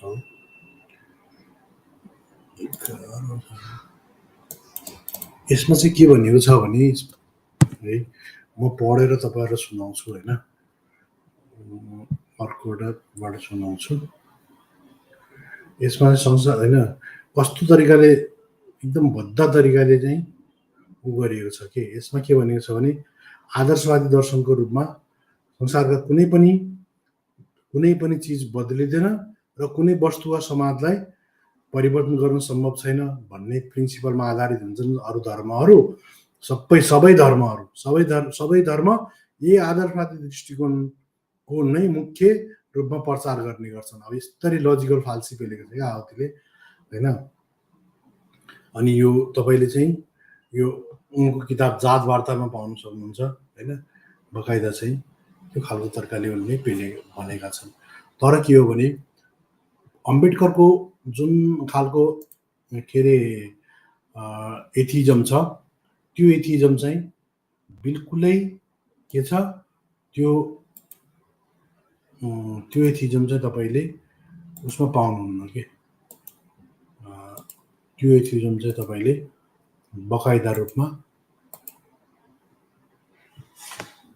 यो आदर्शवादी एथिजम होइन। यो उनको चाहिँ किन होइन भने हिन्दू धर्म र अन्य धर्महरूको आदर्शवादी ब्राह्मणवादी विश्व दृष्टिकोणका विशेषताहरू भनेको अब म तपाईँलाई अर्को चिजमा लान्छु। हिन्दू धर्म र अन्य धर्महरूको आदर्शवादी ब्राह्मणवादी विश्व दृष्टिकोणहरू के छन् त भन्ने बारेमा म तपाईँहरूलाई देखाउन चाहन्छु होइन। यसमा के छ भने जस्तो हिन्दू धर्मको दर्शनले के भन्छ भने डिभाइन लमा आधारित भनेको होइन, भनेको चाहिँ ईश्वरीय कानुनमा आधारित अन्तर्निहित श्रेणीबद्ध असमानतामा हिन्दू सामाजिक व्यवस्थाको विभाजन भनेको भगवान ब्रह्माद्वारा वर्णाश्रम प्रणालीले श्रम र मजदुरहरू, श्रम र श्रमिकहरू, तिनीहरूको कर्तव्य अधिकार, विशेषाधिकार, सर्वोच्चता, आधिपत्य, उन्मुक्तिलाई जन्मजात वर्गीकरण गर्छ, जसले कठोर र श्रेणीबद्ध रूपमा असमान सामाजिक पदानुक्रमको सिर्जना गर्छ। यो विभाजनले मनुस्मृति अध्याय 1:31मा ईश्वरीय कानुनद्वारा उचित ठहरिएको छुट्टै असमान र पृथक सामाजिक संरचनालाई बलपूर्वक लागू गर्ने गर्छ। त्यस कारणले यसमा 1 नम्बरमा के हुन्छ, यसले आत्मामा विश्वास गर्ने गर्छ। 2 नम्बरमा कुरा के गर्छ, शाश्वत सत्यमा विश्वास गर्छ भनेको वेद र ब्रह्माले दिव्य नियमलाई परम सत्य मान्छ। वेद र ब्राह्मणको होइन दिव्य नियमलाई, ब्रह्माको दिव्य नियमलाई होइन। तपाईँको जस्तो यसले के गर्छ,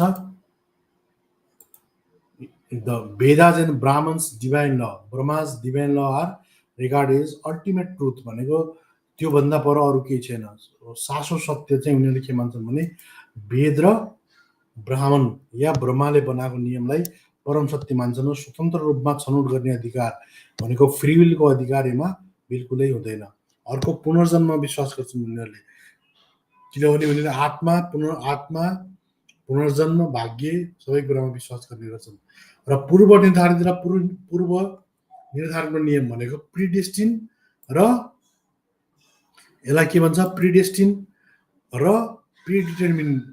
डिटर्मिनिजम भनेको पूर्व निर्धारित र के छ पूर्व निर्धारित। अब यो चाहिँ इङ्ग्लिसमा अलिकति सजिलो हुन्छ यसमा। डिटर्मिनिजम भनेको पृथ्वीमा आउनुभन्दा अगाडि नै पहिले नै डिटर्मिन गरेको भनेको निश्चित रूपमा भाग्य निर्धारण भइसकेको र प्रिडेस्टिन भनेको चाहिँ गन्तव्य पनि भइसकेको भनेको प्रिडेस्टिन एन्ड प्रिडिटर्मिन कुराहरूमा विश्वास गर्छ। ल अफ यसलाई ल प्रिडिटर्मिन र प्रिडेस्टिनलाई विश्वास गर्छ। यसको उलट बुद्धिज्मले के गर्छ, कार्यकारक सिद्धान्तलाई विश्वास गर्ने गर्छ। Believe in the law of karma based on reincarnation and fate भनेको पूर्वजन्म र भाग्यको आधारमा यसलाई पहिले नै होइन निर्धारण भइसकेको हुन्छ भन्ने कुरोलाई यसले विश्वास गर्ने गर्छ। अर्को के गर्छ यसले, जाति श्रम मजदुर होइन भनेको अनि विशेष अधिकार सामाजिक हैसियत कर्तव्य र अधिकारको जन्मजात वर्गीकरण असमान रूपमा हुन्छ भनेको ग्रेडेड इनइक्वालिटी त्यो पनि इनहेरिटेड ग्रेडेड इनइक्वालिटीमा यिनीहरूले विश्वास गर्ने गर्छन्। त्यसले गर्दा के हुन्छ, वर्णाश्रमको देवता होइन वर्णाश्रमको डिभाइन ल र जाति व्यवस्था र पितृसत्तात्मक व्यवस्थामा यिनीहरूले विश्वास गर्ने गर्छन् होइन। त्यस कारणले के हुन्छ भने अर्को जन्मजात वर्गीकृत लैङ्गिक असमानतामा विश्वास गर्ने गर्छन् भनेको यिनीहरूले जन्मजात रूपमा होइन इनहेरिटेड ग्रेडेड इन जेन्डर होइन जेन्डर इनइक्वालिटीमा यिनीहरूले के गर्छन्, विश्वास गर्ने गर्छन्। जन्मजात रूपमा कोही चाहिँ पुरुषहरू महिलाभन्दा श्रेष्ठ हुन्छन् भन्ने कुरालाई यिनीहरूले विश्वास गर्ने गर्छन् र त्यसलाई ब्राह्मणवादी पितृसत्ता भन्ने गरिन्छ। त्यो चाहिँ के हुन्छ, महिलाहरूलाई पुरुषभन्दा निम्न दर्जाको मान्ने गरिन्छ। त्यस कारणले यो अर्को के हुन्छ, परजीवीपनमा प्यारासाइटिक नेचरमा विश्वास गर्ने गर्छन्। यिनीहरूले समान रूपमा योगदान नगरी अरूमाथि निर्भर गर्छन् भनेको ब्राह्मण क्षेत्री वैश्य शूद्र मध्ये ब्राह्मण सबैभन्दा माथि भएको हुनाले सबै कामहरू तलका अरूबाट गराउने त्यो प्यारासाइटिक नेचर यिनीहरूमा हुने गर्छ। अनि वेद स्मृति पुराण र गीताको दर्शनमा विश्वास गर्ने गर्छन्। यिनी असमानतावादी अनैतिक भ्रष्ट यिनका जुन खालका के छन् तिनी धर्मशास्त्रहरू छन् तिनीहरूमा यिनीहरूले विश्वास गर्ने गर्छन्। अर्को शुद्धतावादी सिद्धान्त भनेको प्योर एन्ड इम्प्योर थ्योरीमा विश्वास गर्ने गर्छन् भनेको जति माथि छन् त्यति चाहिँ शुद्ध हुन्छ, तलका जति अशुद्ध हुन्छ, मुखबाट आउने सबैभन्दा शुद्ध हुन्छ भन्ने यिनीहरूले मान्ने गर्छन्। अर्को प्रस्तान्तरत्य विश्वास भनेको के हुन्छ भने एउटा थ्योरी छ कि यिनीहरूको होइन प्रस्तान्तरय भन्ने छ। त्योमा के हुन्छ, भागवत गीता ब्रह्मसूत्र उपनिषदहरू त्यो तिनटाको फ्युजनलाई चाहिँ यिनीहरूले प्रस्तान्तरय मान्ने गर्छन्। त्यो वेदान्तको मूल जिस्ट हो अनि त्यो सामूहिक रूपमा प्रस्तान्तरय भनेर चिनिन्छ। तिनीहरू दुवैमा दार्शनिक प्रवचन प्रदान गर्ने गर्छन्। तिनीहरूले दार्शनिक फिलोसफिक रूपमा त्यसले जस्टिफाई गर्ने गर्छ। त्यसले के गर्छ, त्यागको मार्गलाई निवृत्ति र गतिविधिको मार्ग प्रवृत्ति यो दुईटैलाई डिसाइड गर्ने गर्छ भन्ने कुरा उनीहरूले विश्वास गर्छन्। र वेदान्तका 3 मुख्य स्तम्भहरू श्रुति स्तम्भ भनेको उपनिषद, स्मृति उपनिषद भागवत गीताहरू र न्याय उपनिषद भनेको स्मृतिहरू, यिन तिनटै होइन तिनटै कुरामा वेदान्तका 3 मुख्य स्तम्भहरू हुन्छन् के जुन यिनीहरूले भन्छन्। यहाँका ब्राह्मणवादीहरूले के अरे सनातन हिन्दू राष्ट्र वैदिक सनातन भन्छन्, यो सब फसाउगिरी कुरा हो। यिनीहरूको मेन फिलोसफी भनेको आहुतिले भने जस्तो ब्रह्मवाद होइन, यिनीहरूको फिलोसफी दार्शनिक चाहिँ वेदान्त हो अनि विचारधारा चाहिँ ब्राह्मणवाद हो, ब्रह्मवाद होइन। ब्रह्मवाद चाहिँ शैविजमवालाहरूको होइन जुन शैव धर्म मान्नेहरूको शैव पन्थहरूको। त्यस कारण के गर्छ यिनीहरूले यो श्रुति स्मृति र न्याय तिनटैलाई यिनीहरूले मान्ने गर्छन्। अर्को स्थायित्वको नियममा विश्वास गर्छन् भनेको संसारमा सबै कुराहरू अपरिवर्तनशील छन्, शाश्वत छन् भन्ने कुरामा विश्वास गर्छन्। यो चाहिँ के हो, यो चाहिँ जस्तो हिन्दुइजम इस्लामिजम क्रिस्चियनिटी सबैको यिनीहरूको यो हो। यिनीहरूको चाहिँ पहिले नै माथि कसैले बनाएको हुन्छ, अल्लाहले या जिजसले या ब्रह्माले भन्ने यिनीहरूको थ्योरीले भन्छ कि। तर बुद्धिज्मले त्यो भन्दैन र आहुतिले चाहिँ 16 डोलो सबै धर्मले यही संसार परिवर्तनशील छ भन्ने कुरा मान्दैनन्, अपरिवर्तनशील छ भन्ने कुरालाई यहीलाई आधार टेकेर सबै आदर्शवादीहरू हुन्छन् भन्ने उनको तर्क छ। तर त्यो बुद्धिज्मको हकमा चाहिँ कोर बुद्धिज्मले यो कुरालाई सपोर्ट गर्दैन। अम्बेडकराई बुद्धिज्मको हकमा त यो बिल्कुलै गलत आहुतिको धारणा बिल्कुलै बायस्ड कन्फर्मेसनल बायस छ। अनि अर्को ईश्वरको सर्वव्यापकतामा विश्वास गर्छ भनेको यिनीहरूले युनिभर्सल ईश्वरलाई युनिभर्सल्ली विश्वास गर्ने गर्छन् होइन यिनीहरूले। अर्को ईश्वर जताततै सबै कुरामा उपस्थित हुन्छन् भन्ने कुरामा विश्वास गर्छन्।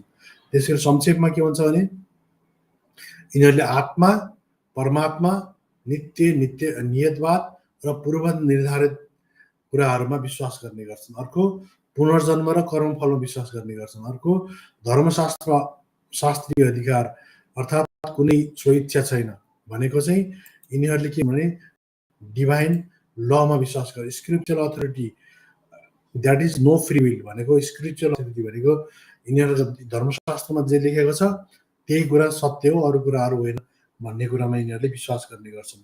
अनि बिलिभ इन रिबर्थ भनेको पुनर्जन्म र कर्म थ्योरी होइन। कर्म अहिले जे गरिन्छ त्यही कुरामा जे गरे पनि कर्ममै यस्तै लेखेको रहेछ, भाग्यमै यस्तै रहेछ भन्ने गर्छन्। यो भन्नुको कारण के हो भने यिनीहरू कर्म थ्योरीमा विश्वास गर्ने गर्छन्। अनि यो तपाईँले देख्न सक्नुहुन्छ यो गीताको होइन, यो तपाईँले गीताको यसमा भागवत गीताको हो, यो 16को 24 नम्बरको हो। अनि यसमा के भन्छ भने शास्त्र नै प्रमाण हो, शास्त्र बाहेक अरू कुरा सबै तेरो औकात छैन, तैँले केही पनि गर्न पाउँदैनस् भन्ने मान्छेलाई यिनीहरूले भन्छ गीताले। शास्त्र नै प्रमाण हो, शास्त्र विदेशी नियत कर्म, तेरो सबै कर्महरू शास्त्रले निर्धारण गर्छ भनेको स्क्रिप्ट एलोनले चाहिँ गाइड गर्ने हो होइन। अनि only such action as is ordered by the scripture, त्यस कारणले अरू सबै कुराहरू तेरो गर्न पार्नुहोस् भन्ने कुरा यिनले भन्ने गर्छन्। अर्को बिलिभ इन इनिक्विलिटी, मैले तपाईँलाई अघि पनि देखाइसकेँ। यिनीहरू असमानतामा आधारित कुराहरूमा के गर्छन् विश्वास गर्ने गर्छन्। यदि तपाईँ देख्न सक्नुहुन्छ हिन्दू राज्य भनेको के हो, हिन्दुत्वमा आधारित भनेको स्वतन्त्रता, समानता र भाइचारा यी तिनटै कुरालाई नकार्ने चिज हो यिनीहरूको। यानि कि त्यो भनेको के हो, त्यो भनेको चाहिँ यिनीहरू के हो, हिन्दू सोसियल अर्डरहरूले के गर्छ फ्रेटर्निटी भाइचारालाई बिल्कुलै चिन्दैन। It does not admit the principle of equality भनेको यसले समानताको सिद्धान्तलाई पनि चिन्दैन। अनि अर्को फार फ्रम रिकग्नाइजिङ इक्वेलिटी होइन, इक्वेलिटीलाई यसले कतै पनि चिन्दैन। अर्को यसले यसमा लिबर्टी हुँदैन, स्वतन्त्रता भन्ने पनि हुँदैन। चोइस अफ अकुपेसन होइन, जस्तो पेसा छान्ने अधिकार हुँदैन, सम्पत्ति राख्ने अधिकार हुँदैन। त्यसपछि गएर फ्रिडम अफ स्पिच हुँदैन होइन। त्यसपछि गएर यसमा फ्रिडम अफ लिबरेसन हुँदैन। अनि त्यसपछि यसमा तल्लो जातका मान्छेहरूको त कुनै पनि अधिकार हुँदैन त्यस्तो खालको। अर्को भाइचारा पनि यसमा के हुन्छ, भाइचारा आपसमा हुँदैन होइन। माथिकाले तलकालाई के गर्छन् हेप्ने गर्छन्, तलकाले माथिकालाई आदर गर्नुपर्छ भन्ने कुराहरू वकालत गर्ने गर्छ। अब अर्को कुरा के यसपछि यसको ठ्याक्क उलट के छ, key feature of the this worldly non Brahmanical materialistic and atheistic world view is propagated by Buddha and Ambedkar. अम्बेडकरको के छ, अम्बेडकर र बुद्धले कोर बुद्धिज्ममा जुन भनेका छन् त्यो भनेको दिस वर्ल्डली भनेको अलोकवादी, नन ब्राह्मणवादी, भौतिकवादी, नास्तिक जुन विश्व दृष्टिकोण छ त्यसले के भन्छ त भने त्यसले भन्छ फर्स्टमा के भन्छ गाइडर रादर देन लिबरेटर भनेको बुद्धले के भनेका छन् आफूलाई, म मुक्तिदाता होइन, म मार्गदाता हो भाइ, तेरो मार्गदाता हो म। यहाँ हेर्नुहोस् यो बकाइदा तपाईँले भोल्युम होइन, यो चाहिँ तपाईँले भोल्युम 17 को 2 पार्ट 2 मा तपाईँ देख्नुहुन्छ। अरूहरूले के भन्छन्, Buddha and future of his religion, यो च्याप्टरमा तपाईँ पाउनुहुन्छ। अरूहरूले के भन्छन्, अरूहरूले चाहिँ आफूलाई मार्गदाता भन्छन्, तर यिनले के भन्छन् मोक्षदाताहरूले भन्छन्, यिनले आफूलाई मार्गदाता भनेर भन्ने गर्छन् होइन। अनि यसमा परिनिर्वाण सूत्र छ। यसमा रिजन र एक्सपिरियन्सको कुराहरू बुद्धले गर्ने गर्छन् र यसमा फ्री विलको कुराहरू गर्ने गर्छन् होइन, जुन अरू धर्महरूमा बिल्कुलै पाइँदैन। अर्को अनात्मा कुरा, नन सेल्फको कुरा गर्छन्, भवको कुरा गर्छन्। Buddha did not believe in imaginary होइन।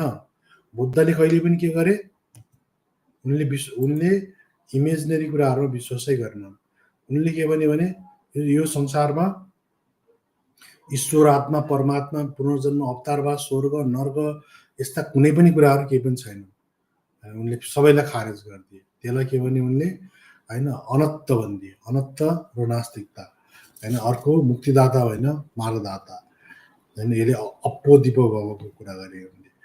अर्को अनित्यवाद, जो हाउतीले बुद्धलाई लगाउने आरोप छ, संसारमा कुनै पनि चिज परिवर्तन हुँदैनन् भनेर जुन भन्ने खालको छ, त्यो बिल्कुलै गलत हो होइन। जस्तो अनि मानिसमा अनि यसमा के हुन्छ भने म सानो यो कुरा पनि भनिहालौँ, अनत्तवादमा अनत्तमा के हुन्छ भने यसमा व्यक्ति प्रधान हुन्छ कि उनले मानिसहरूलाई मानसिक निष्क्रियता वा बाह्य स्रोतप्रतिको निर्भरतालाई मुक्त गर्ने लक्ष्य राख्नुभयो, ताकि तिनीहरू कसैको अन्ध अनुयायी या दास नबनोस् भनेको, आफ्नो लागि आफै गरोस् भनेको, व्यक्तिलाई सेन्टरमा राख्ने, ईश्वरलाई होइन भन्ने कुराको वकालत गरे उनले। अर्को अनिश्चितता भनेको अस्थिरताको नियम भनेको, संसारमा सबै कुराहरू के छन्, इम्पर्मानेन्ट छन् भनेको, सबै कुराहरू परिवर्तनशील छन् भनेको। त्रिवज्यको सबैभन्दा महत्त्वपूर्ण भागमध्ये एक बुद्धको नास्तिकताको नियमले मानिसहरूलाई सम्झाउँछ कि केही पनि शाश्वत छैन र परिवर्तन संसारको एकमात्र अपरिवर्तनीय नियम हो भनेको, परिवर्तन नै संसारको एकमात्र अपरिवर्तनीय नियम हो भन्ने कुरालाई वकालत गर्ने गर्छ भनेको। परिवर्तन संसारको एकमात्र अपरिवर्तनीय नियम हो भन्नुको अर्थ के हो, यस संसारका सबै कुराहरू अनित्य छन् र बुद्धले विश्वास गर्थे कि कुनै शाश्वत सत्य छैन र सबै कुरा निरन्तर प्रवाहको अवस्थामा अवस्थित छ र विभिन्न तत्त्वहरूबाट उत्पन्न हुन्छ। अर्थात् बुद्धको अनुसार परम सत्य भनेको कुनै चिज छैन, सबै कुरा अस्थिरताको नियममा छन्, अनित्य छ, यो जन्मन्छ, त्यो नाश पनि हुन्छ। यस कारणले गर्दा बुद्धले आफ्नो प्रिय शिष्य आनन्दको अन्तिम सत्य घोषणा गर्ने, आफ्नो अनुयायी होइन सत्य घोषणा गर्ने अनुरोधलाई अस्वीकार गर्नुभयो र भन्नुभयो कि केही पनि कहिल्यै अन्तिम हुन सक्दैन भन्ने कुरा उनले भने। अर्को एउटा उनको के छ, यसो धम्म सनातन हो भनेको, सनातनको कुरा उनले गरेका छन्। तर सनातन यहाँ चाहिँ ब्राह्मणवादीहरूले धर्मलाई सनातन भने जस्तो बुद्धले चाहिँ त्यसलाई भनेका छैनन्। उनले के भनेका छन्, उनले गुण स्वभाव कर्मको कुरा गर्छन्। गुण स्वभावलाई प्रकृतिको ल अफ नेचर चाहिँ के हुन्छ, चेन्ज हुँदैन। जस्तो के छ, मान्छे रिसाउँदा के गर्छ, आवेगमा आउँछ, त्यो नेचर के हो, त्यो नेचुरल फेनोमेनन हो। यस्तै आगोले के गर्छ, पोल्ने गर्छ, बरफले के गर्छ, चिसोउने गर्छ। त्यो उनले के छ, संज्ञाको हिसाबले होइन कि उनले एक्जेक्टिभको हिसाबले, नाउनको हिसाब नगरेर एक्जेक्टिभको रूपमा उनले युज गरेका छन्। त्यसको गुणवाचक चिन्हको रूपमा उनले प्रयोग गरेका छन्। जस्तो उनले के भनेका छन्, hatred never cease through the hatred in this world भनेको, घृणाले कहिल्यै पनि घृणालाई खतम पार्न सक्दैन। त्यसकारण through love and love alone भनेको मोहब्बत माया प्रेम, त्यसले मात्रै घृणालाई कम गर्न सक्छ। त्यही नै इटर्नल ल हो भनेको, त्यही नै के हो, त्यही नै यसो धर्म सनातन हो, सनातन धर्म हो भनेर भनेका छन्। त्यो भने के हो, प्रकृतिका सबै गुण होइन, गुण विशेषता र नियमहरू एक शाश्वत नियम हुन्। यो शाश्वत नियम सर्वव्यापी छ र परिवर्तनशील र परिवर्तन हुँदैन। भूगोल, रङ्ग, रूप, पोसाक, धन, जाति, लिङ्ग, राष्ट्रियता वा कद आकार जस्तो जुकै भए पनि यसले सबै गुणस्तर र प्रकृतिलाई असर गर्दैन। उदाहरण जस्तै सूर्यले सबैलाई समान रूपमा प्रकाश प्रदान गर्छ, बरफले सबैलाई शीतलता प्रदान गर्छ र आगोले अन्धाधुन्ध न्यानोपन प्रदान गर्ने गर्छ। त्यसकारण यो ल अफ नेचर जुन प्रकृति प्रदत्त जुन स्वभाव छ, गुण छ, त्यसैलाई उनले सनातन भनेका हुन्, न कि ब्राह्मणवादीहरूले भने जस्तो वैदिक सनातन भन्दै त्यो छिनमा परिवर्तन हुने धर्मको नाम सनातन उनले भनेका होइनन्। तर आज धूर्त व्यक्तिहरूले सनातनको अर्थलाई विकृत गरी हिन्दू धर्म या ब्राह्मण संस्कृति तुलना गरेका छन् र ऐतिहासिक रूपमा परिवर्तन रूप धर्मलाई शाश्वत भनिएको घोषणा गरेर भ्रम सिर्जना गरेका छन्। आधुनिक समयमा धूर्त ब्राह्मणवादी प्रचारकहरूले गुणात्मक शब्द सनातनलाई संज्ञामा हेरफेर गरेका छन् र यसलाई वैदिक, वेदान्तिक, शैव, वैष्णव, शाक्त, आर्य समाज र अब 800देखि 1000 वर्षको यात्राभित्र सनातन धर्म जस्ता विभिन्न नामहरूले आफूलाई पुनः ब्रान्ड गर्न प्रयोग गरिरहेका छन्, जुन झुटा रूपमा यसलाई हिन्दू धर्मको पर्यायवाचीको रूपमा दाबी गरे। रहेका छन्, यो दुःखद कुरा हो। अर्को नव्याना बुद्धिज्म या कोर बुद्धिज्मले के गर्छ, भाग्यवाद या पूर्व निर्धारणता, जुन प्रिडिटर्मिनिजम या फेटलिजम सबैलाई के गर्छ, अविश्वास गर्ने गर्छ। यसको अर्थ के हो भनेको प्रत्यक्षसमुत्पादक विश्वासमा विश्वास गर्छ भनेको कार्य कारण सिद्धान्त या कारण निर्धारणवाद सिद्धान्त भन्छ या यसलाई के भन्छ भने क्याजुअल डिटर्मिनिजम थ्योरी भन्छ कि हैन, यसलाई क्याजुअल डिटर्मिनिजम थ्योरी भन्छ। भनेको बुद्धले, अम्बेडकरले के भने cause is the pre existence of effect भनेको, मैले ब्रुसलीको फोटो देखेँ भने के हान्यो भने दुख्छ नि होइन, दुख्नुको अर्थ के हो भने कुनै न कुनै कारणले त्यहाँ कारण छ भन्ने कारणले गर्दा होइन, एक्सन गरेपछि रियाक्सन हुन्छ। न्युटनले जुन भने त्यो न्युटनले भन्नुभन्दा हजार वर्ष अगाडि होइन के थियो, बुद्धले के भनिसकेका थियो भने cause is the pre existence of effect भनेका थिए। त्यस कारणले प्रत्यक्षसमुत्पादक भनेको causal determinism is the cause is the pre existence of effect. So we have to focus on exploring cause. त्यस कारणले गर्दा हामीले के गर्नुपर्छ, कुनै पनि कुरालाई कारण पत्ता लगाउन कोसिस गर्नुपर्छ होइन।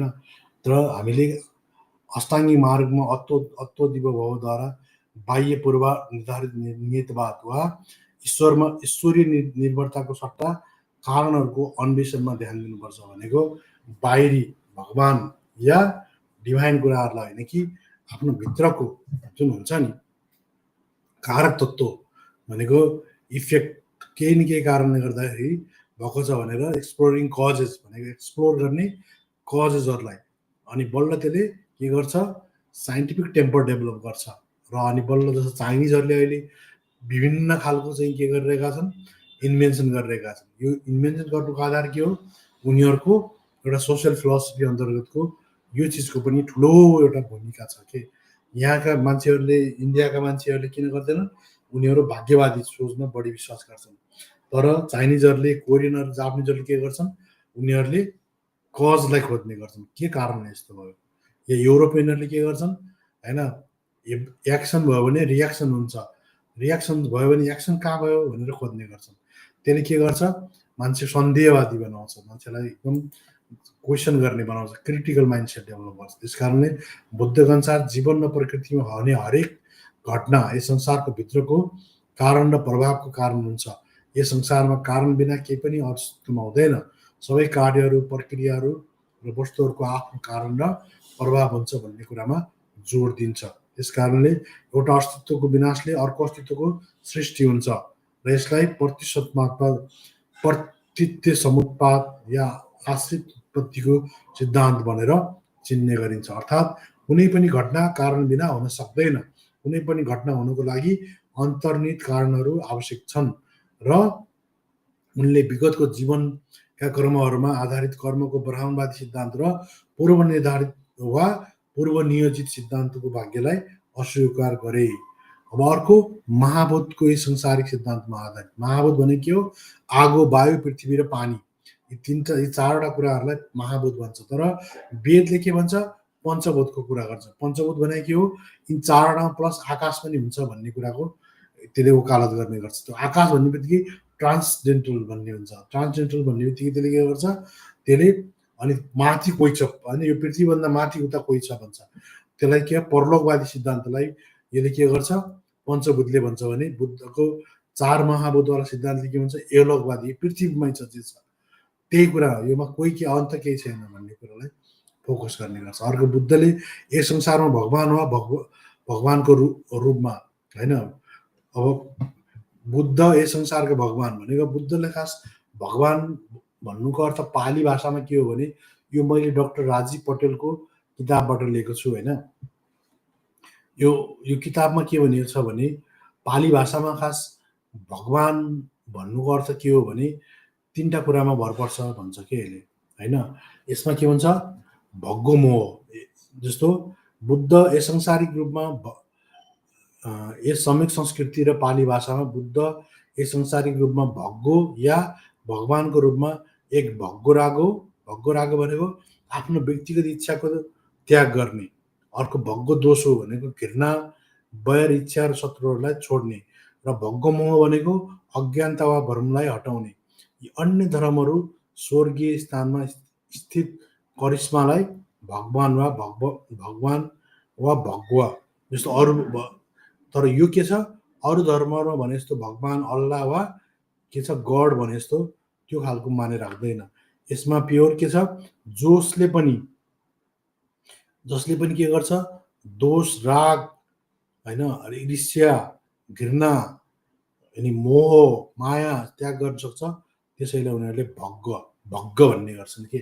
अनि त्यही भग्ग भएको बुद्धले त्यो गरेको उनीहरूलाई भगवान भन्ने हुन्। तर आहुतिहरूले यिनीहरूले बुद्धको यो होइन, उनीहरूलाई पाली भाषाको यो इतिहास थाहा नभएर अरू भगवानसँग तुलना गरेर बुद्धले त भगवान मलाई त लाग्दैन भनेर जोक उडाउने गर्छन् कि।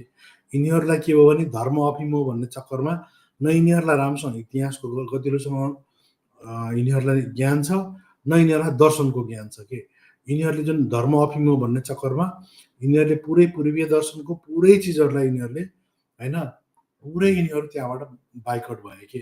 त्यसले गर्दा यिनीहरूको प्रभाव जिरो छ अहिले। यिनीहरूको कहीँ केही हुँदैन नि। त्यही मुतको न्यानो जस्तै मार्क्सवादी नास्तिकता आफ्नै श्रीमतीलाई बेड पार्टनरलाई तिनीहरूले नास्तिक बनाउन सकिरहेको हुँदैनन् भनेपछि त्यसकारण धर्म अफिमो भन्ने चक्करमा यिनीहरू पूर्ण रूपमा बाइकआउटमा परे र यिनीहरू अहिले यो हाल भइरहेको। अनि परम्परागत गुणात्मक गुणहरूमा त्यागेर पालीमा परिभाषित गरिए अनुसार यो सांसारिक भाग होइन, यो चाहिँ के हो, यो specific transmitted quality to become this worldly भग्ग होइन। भग्ग भनेको Buddha is define in Pali, Buddha Pali भाषामा डिफाइन गरे भग्गो रागो, भग्गो दोषो, भग्गो मोह।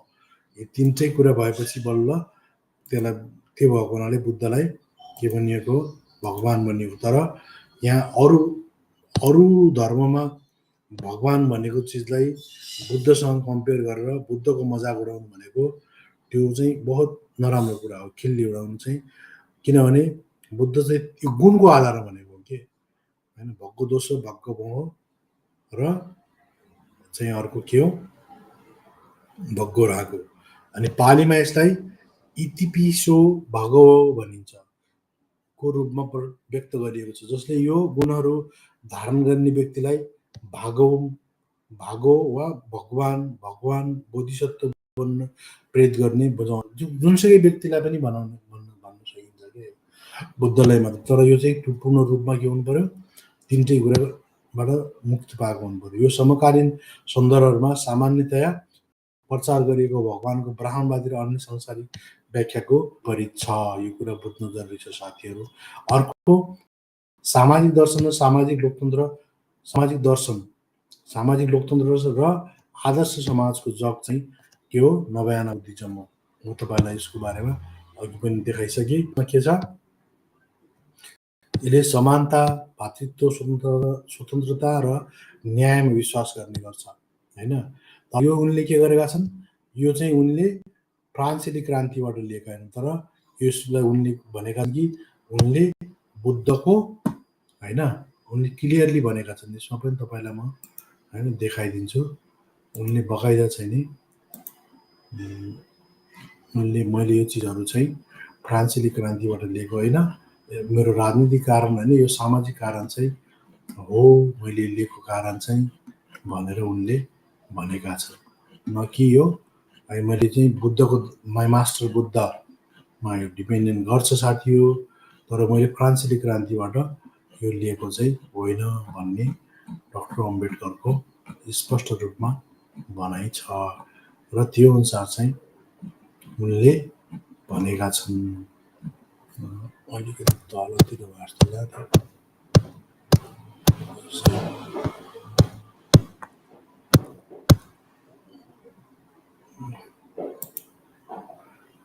ठिकै छ, म कुनै अर्को त्यस कारणले गर्दाखेरि समानता, भातृत्व, स्वतन्त्रता, न्यायमा विश्वास गर्ने, लैङ्गिक समानतामा विश्वास गर्ने, जात कानुनमा विश्वास गर्ने होइन, अनि बहुजन हिताय बहुजन सुखाय यसमा विश्वास गर्ने, अनि बहुसङ्ख्यकको कल्याण र खुसीको लागि होइन नै बहुजन हिताय बहुजन सुखायमा उनको प्रतिबद्धता भएको देखिन्छ र प्रत्येक जाति जन्मजात रूपमा अलग पृथक र स्पष्ट रूपमा असमान वर्गहरूमा पर्छ भन्ने वैदिक सिद्धान्तलाई अस्वीकार गर्छ र स्वतन्त्र इच्छा र समझदारीको सिद्धान्त। अर्को के छ, यसले फ्री विलको कन्सेप्टलाई यसले के गर्छ, यसले principle of free will and understandability यसलाई यिनीहरूले इन्फोर्स गर्छ। जस्तो बुद्धको अनत्तर निकायमा के छ, मैले धेरैवटा मेरो भिडियोमा भनिसकेँ होइन। यसले के गर्छ, यसले सर्टकटमा भन्छु म यसलाई, कुनै तिमीले सुन्दै आएको भनेर पनि विश्वास नगर होइन, पुस्ता चलिआएको भनेर विश्वास नगर, अनि धेरै मान्छेले मान्छन् भन्ने रूपमा विश्वास नगर, अनि यो चाहिँ तिम्रो धार्मिक पुस्तकहरूमा लेखिएको छ भन्ने हिसाबले विश्वास नगर, टिचरहरूले बुढो मान्छेहरूले भनेका छन् भन्ने विश्वास नगर। तर यदि त्यो अब्जर्भेसन र एनालाइसिसमा के हुन्छ, रिजन तर्कसङ्गत छ भने त्यसलाई मान। तर्कसङ्गत मात्रै भएर हुँदैन, त्यो कन्ड्युसिभ टु द गुड भनेको गुड रिजनको लागि हुनुपर्छ, भनेको मानवीय हुनुपर्छ, र benefit of all and one and all भनेको नैतिक पनि हुनुपर्छ र मानवीय पनि हुनुपर्छ, अनि बल्ल त्यसलाई मान भनेर भन्ने गर्छ। त्यस कारणले यसले के भन्छ, यसले मान्छेको फ्री विल दिन्छ कि मान्छेलाई, जस्तो भगवान्ले भन्यो भनेर होइन कि तिम्रो आफू जज गर। यसले क्रिटिकल माइन्डसेट, साइन्टिफिक टेम्परको, ऱ्यासनल माइन्डसेटको यसले वकालत गर्ने गर्छ। यस पृथ्वीमा भएका सबै कुराहरू, वस्तुहरू, घटनाहरूलाई केवल यस प्रकारले मात्र आँखा चिम्लेर स्वीकार गर्नु हुँदैन कि यो मैले बुद्धले भनेको या यो कसैले घोषणा गरेको, बरु यसलाई तर्क, अनुभव होइन, कारणात्मक नियतवाद र समाजको कल्याण मार्फत परीक्षण गर्नुपर्छ। यदि यो तपाईँको बुझाइसँग मेल खाँदैन भने तपाईँसँग यसलाई अस्वीकार गर्ने अधिकार बिल्कुल छ भनेर यसले भन्ने गर्छ। अनि यसले के गर्छ, स्वीकृतिको अन्तिम मापन भनेको सामाजिक कल्याण र नैतिकता हुनुपर्छ। भनेको सामाजिक यो के हुनुपर्छ, मोरल पनि हुनुपर्छ र यो ह्युमेनिस्ट पर्छ। भनेको सामाजिक कल्याण, मानवीय पनि हुनुपर्छ, नैतिक पनि हुनुपर्छ। त्यसपछि मात्र तपाईँले यसलाई विश्वास गर्नुपर्छ भनेर भन्छ यसले। त्यस कारणले बौद्ध धर्ममा सुधार, संशोधन र विश्वासको लागि निरन्तर अवसर छ, तर ईश्वरीय कानुनद्वारा शासित र अन्य धर्महरूमा तर्क वा सुधारको लागि कुनै ठाउँ बिल्कुलै छैन, किनभने तिनीहरूमा धर्महरूलाई ईश्वरीय प्रकाशनको रूपमा हेरिन्छ र परिवर्तन गर्ने मानव अधिकारभन्दा बाहिर राखिन्छ। त्यसकारण तिनीहरूले के गर्छन्, त्यहाँ व्यक्तिको कुनै अथोरिटी हुँदैन। तर बुद्ध धर्ममा total sensor rights, free will चाहिँ के हुन्छ, व्यक्तिको हुन्छ। त्यहाँ डिभाइन विलको कुरा हुन्छ, यहाँ फ्री विलको कुरा हुन्छ। अर्को, बुद्ध धर्ममा मानव व्यवहारमा विशेषताहरू, बुद्ध दर्शनमा के हुन्छ, ट्रेड्स अफ होइन ह्युमन बिहेभियरको कस्तो खालको हुनुपर्छ भन्ने कुरामा अष्टाङ्गिक मार्गको कुरा आउँछ। त्यसले के गर्छ, नैतिक होइन, त्यो के हुनुपर्छ, मोरल, इथिकल र ऱ्यासनल हुनुपर्छ। भनेको नैतिक, मोरल पनि हुनुपर्छ, इथिकल पनि हुनुपर्छ, र ऱ्यासनल तर्कसङ्गत विकासको लागि एक मार्गदर्शक रूपरेखा। त्यो भने के हो, सही समझ, मनसाय, बोली, कार्य, जीविकोपार्जन, प्रयास, सजगता र एकताका सिद्धान्तहरूको रूपमा प्रस्तुत गर्ने गर्छ। अम्बेडकरको अनुसार यो मार्गले सामाजिक र आर्थिक विभेदलाई पार गरेर र आत्मप्रेरित स्वैच्छिक नैतिक रूपान्तरण मार्फत दुःखलाई सम्बोधन गरेर निवारण खोज्छ। यो वर्गद्वन्द्व र आर्थिक निर्धारणवादमा मार्क्सवादको ध्यानसँग विपरीत छ, जुन मुख्यतया हिंसा बलको कुरामा निर्भर गर्छ र नैतिक आधार समितिलाई अस्वीकार गर्ने गर्छ मार्क्सवादले। तर यसले के गर्छ, व्यक्तिको मोरल कोड अफ कन्डक्टमा आधारित लिगल, मोरल भनेको नैतिक, तार्किक र स्वैच्छिक रूपमा त्यसलाई के गर्ने, परिवर्तन र सामाजिक रूपमा चाहिँ परिवर्तन गर्ने खालको एउटा बाटो खोल्ने गर्छ। त्यो चाहिँ के हुन्छ, त्यसले चाहिँ त्यो अष्टाङ्गिक मार्गको रूपमा चित्रण गरिन्छ।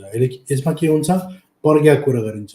प्रज्ञा भने के हो, बुद्धिका अनुसार व्यक्तिको आफ्नो बुद्धि प्रयोग गरेर धम्मले अन्धविश्वास र अलौकिकतालाई बुद्धिको प्रयोगले प्रतिस्थापन गर्नुपर्छ।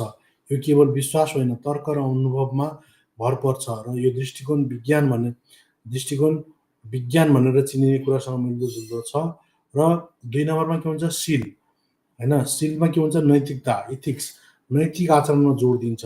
3 नम्बरमा करुणा र सहानुभूतिमा बलियो विश्वास गर्छ भन्ने कुरोलाई मान्छ। अर्को, यसले हिन्दू धर्ममा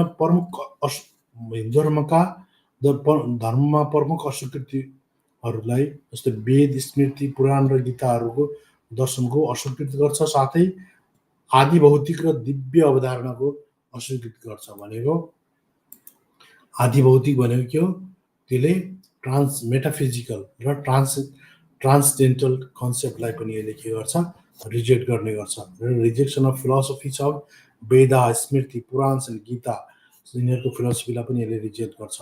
rejection of caste and varnashrama system with a form of believe in gender equality, भनेको यसले जेन्डर इक्वालिटी र कास्ट इक्वालिटीलाई प्राथमिकता दिन्छ, तर कास्ट डिस्क्रिमिनेसन एन्ड जेन्डर डिस्क्रिमिनेसनलाई यसले अवज्ञा गर्छ। Disbelieves in an rejection of purity doctrine, भनेको प्योरिजमवाला थ्योरीलाई यसले बिल्कुल लात मार्छ।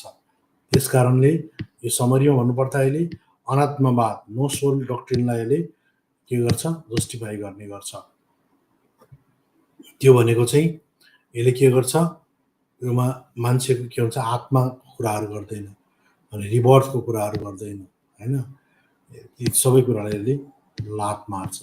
अर्को, ल अफ इम्पर्मानेन्स, त्यसको चाहिँ यसले के गर्छ, वकालत गर्छ। अनि रिजेक्सन अफ रिबर्थ एन्ड कर्म बेस्ड फेट्स, भनेको यसले पुनर्जन्म र कर्म थ्योरीलाई यसले लात मार्ने गर्छ। त्यस कारणले यसले रिजेक्सन अफ वैदिक एन्ड स्मृति ल, भनेको यसले वैदिक र स्मृति र श्रुति दुइटै लहरूलाई रिजेक्ट गर्ने गर्छ। र यसले commitment to equality, freedom and brotherhoodness, भनेको स्वतन्त्रता, समानता र भातृत्व र सामाजिक न्यायको सिद्धान्तलाई यसले आत्मसात गर्ने गर्छ। त्यस कारणले यो होइन मार्क्सवादी एथिजम भन्दा मोर प्राग्मेटिक छ, इम्पिरिस्टिक छ र यो साउथ एसियन कन्टेक्स्टमा मोर रिलेभेन्स देखिन्छ। अब both Brahmanical philosophy and philosophy of Ambedkar atheism serve different purpose, here are some critical point to be consider, भनेको ब्राह्मणिकल होइन अम्बेडकर एथिजम र ब्राह्मणिकल फिलोसफीको डिफ्रेन्सेसहरू के छ भने critical points to be consider, जुन फरकहरू छन्, क्रिटिकल डिफ्रेन्सेस, जस्तो human rights and equality. Human राइट्सको मामलामा के छ, अम्बेडकर एथिजमले के गर्छ, पुरै यसको वकालत गर्ने गर्छ, तर के गर्छ, ब्राह्मणवादी फिलोसफीले यसलाई के गर्छ, लात मार्ने गर्छ। यसले बिल्कुल चिन्दैन। यसले अम्बेडकर नास्तिकतावादले सबै व्यक्तिहरूको लागि मानवाधिकार, समानता र मर्यादाको दृढतापूर्वक वकालत गर्ने गर्छ। यसले जाति व्यवस्था र लैङ्गिक असमानतालाई पुरानो र दमनकारी संरचनाको रूपमा हेर्छ, जुन निष्पक्ष समाज प्राप्त गर्न भत्काउनुपर्छ भन्छ। अर्कोतिर ब्राह्मणवादी दर्शनले के भन्छ, एक पदानुक्रमित संरचनामा जरा गाडिएको छ, जहाँ सामाजिक व्यवस्थालाई स्थिर र ईश्वरीय रूपमा स्वीकृत होइन यसले स्वीकृत गर्ने गर्छ। त्यस्तै गरेर यसले के गर्छ, लचिलोपन र परिवर्तन, यसमा अम्बेडकरवादी नास्तिकताले के गर्छ, परिवर्तनशील हुन्छन् सबै कुराहरू भन्नेलाई मान्छ र अनुकूलतालाई पनि समर्थन गर्छ। भनेको यसले समाज र विश्वास प्रणालीलाई समयसँगै विकसित हुनुपर्छ भन्ने विचारलाई समर्थन गर्छ र वैज्ञानिक तर्कलाई अँगाल्दै भाग्यवादलाई अस्वीकार गर्ने गर्छ। भने ब्राह्मणवादी दर्शनले के गर्छ, स्थायित्व या सनातन अब सबै कुरा परिवर्तनशील छन् र परम्परागत सामाजिक संरचनामा जोड दिन्छ र परिवर्तनको यो प्रतिरोधले सामाजिक प्रगति र अनुकूलतालाई बाधा पुर्याउने गर्छ। र योले यथार्थवादी होइन यिनीहरू त्यही भएर सत्ययुग भन्दै एकदम पुरानो कुरा 5000 वर्षको होइन त्योमा रमाउन खोज्ने कोसिस गर्ने गर्छन्। तर अम्बेडकर एथिजमले के गर्छ, विज्ञानलाई सपोर्ट गर्ने गर्छ र यसले अहिले होइन यसले भविष्यप्रति चिन्ता बढी गर्ने गर्छ र वर्तमानप्रति फोकस गर्ने गर्छ। तर उनीहरू के गर्छन्, पास्ट कुराहरूमा भूतकालमा बढी गर्व गर्ने गर्छन् र त्यस कारणले गर्दा अम्बेडकरवादी नास्तिकता परिवर्तनलाई अँगाल्ने, निजी सामाजिक भूमिकालाई अस्वीकार गर्ने र प्रगति र अनुशीलतालाई बढावा दिने गर्छ। अर्को, तर्कसङ्गत र वैज्ञानिक स्वभाव के भन्छ? अम्बेडकरवादी नास्तिकता के गर्छ? यो तर्कसङ्गत छ होइन। यसले अब यसले तर्कसङ्गत होइन छ। यस कारणले गर्दाखेरि यो बढी यसले के गर्छ?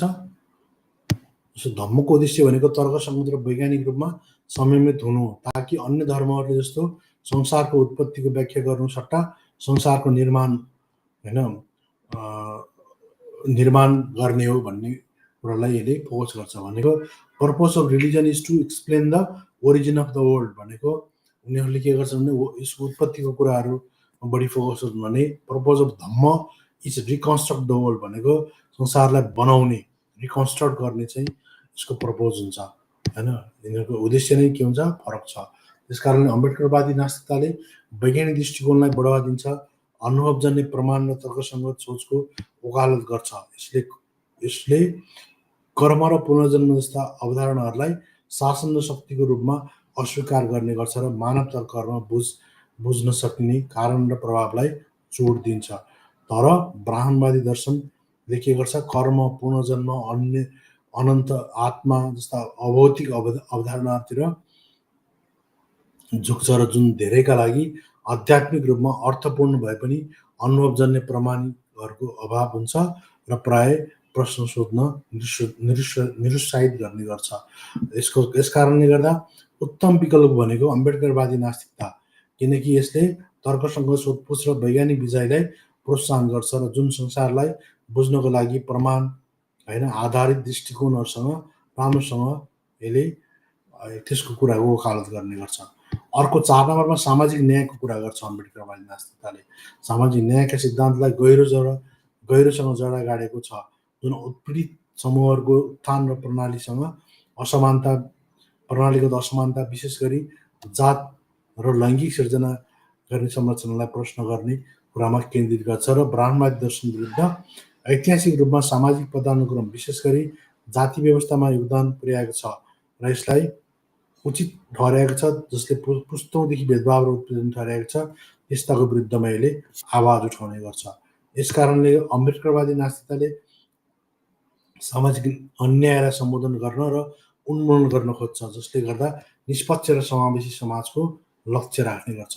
अर्को समावेशिता बनाम विशिष्टता।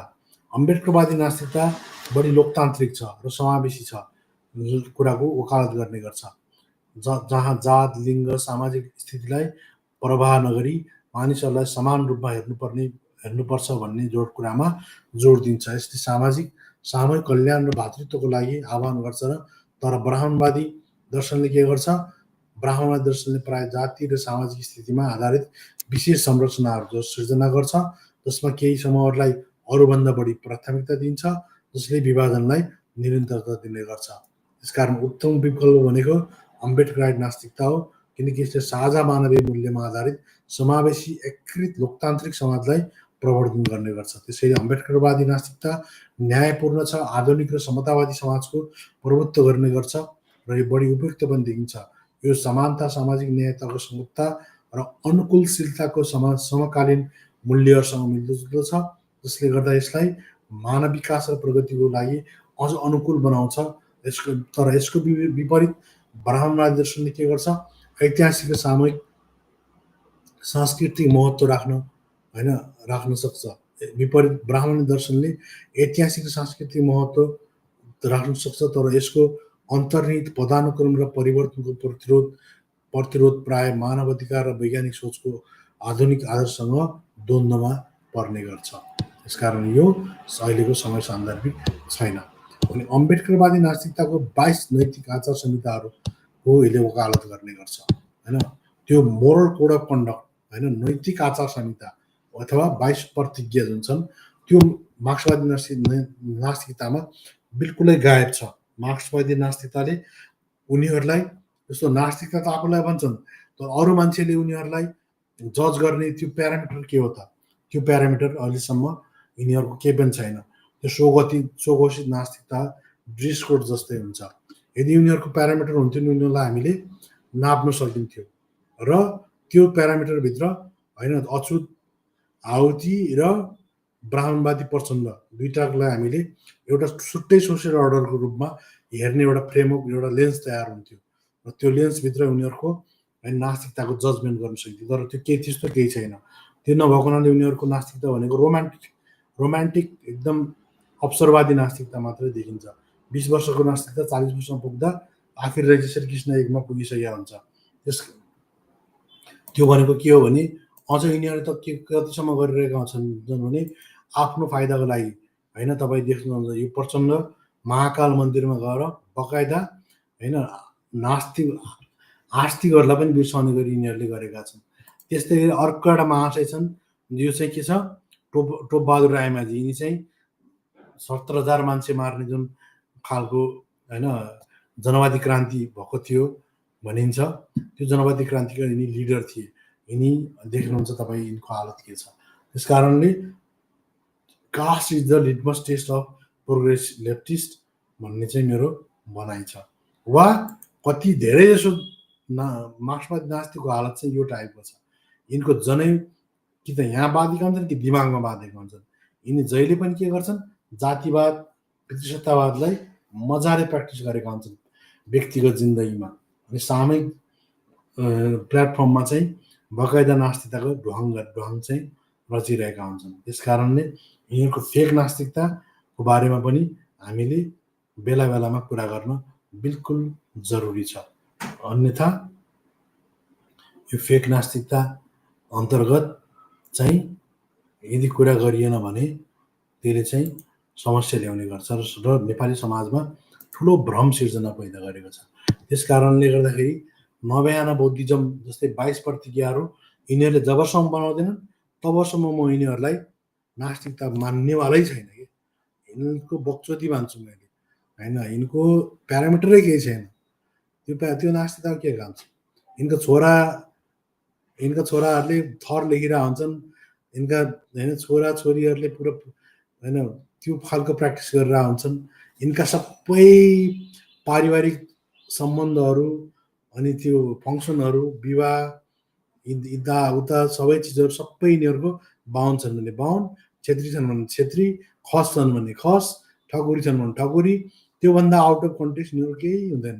सब यिनका गफ लाउने कुरा मात्रै हो।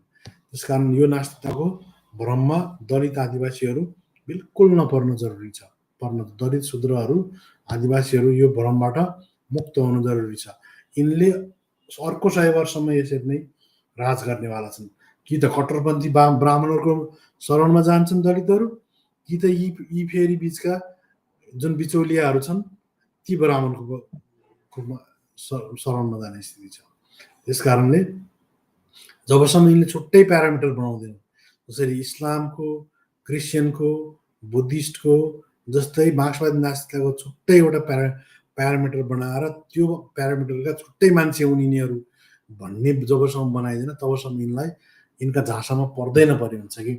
त्यस कारणले के हुन्छ भने डाक्टर अम्बेडकरले 56 बौद्ध धर्म ऐतिहासिक सामूहिक परिवर्तनको क्रममा 22 प्रस्तुत गरे, जसको नेतृत्व उनले आफ्नो अनुयायीहरूसँग जात आधारित उत्पीडन र हिन्दू धर्मको पदानुक्रमित संरचनालाई अस्वीकार गरे। यी 22 प्रतिज्ञाहरू वा अम्बेडकरले आफ्ना अनुयायीहरूका लागि राखेका नैतिक दिशानिर्देशहरूले नैतिक आचरणको सन्धानलाई मूर्त रूप दिन्छन्, जसले तर्कसङ्गत समानता र अन्धविश्वासको अस्वीकृतिलाई जोड दिन्छ। र यी प्रतिज्ञाहरूले व्यक्तिगत आचरणलाई मात्र निर्देशित गर्दैनन् तर न्यायपूर्ण समाजप्रति प्रतिबद्धतालाई पनि सुदृढ बनाउँछन् र मानवीय धर्मनिरपेक्ष मूल्य मान्यताहरूमा आधारित संरचना प्रदान गरेर अम्बेडकरवादी बौद्ध धर्मलाई मार्क्सवादी नास्तिकताको उत्कृष्ट विकल्पको रूपमा चित्रण गरिएको छ, जसमा व्यक्तिगत नैतिकता र सामूहिक एकताका मुद्दाहरूलाई सम्बोधन गर्न नैतिक आचार संहिता मोरल कोड अफ कन्डक्टको जसमा अभाव छ मार्क्सवादी नास्तिकतामा। तर यो कुरा यहाँ चाहिँ यसको जुन 22 प्रतिज्ञा चाहिँ यसको प्रिस्क्रिप्सनको रूपमा विकल्पको रूपमा हामीले पाउन सक्छौँ। 22 प्रतिज्ञाहरू के छन्?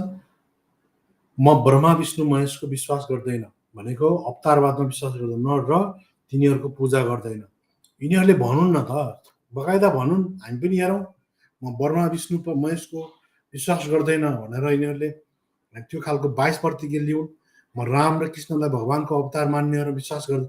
आहुतिले त कतिसम्म गफ लागेको छ भने अर्को कुरा के अरे अम्बेडकर धार्मिक स्वभावका थिए अरे।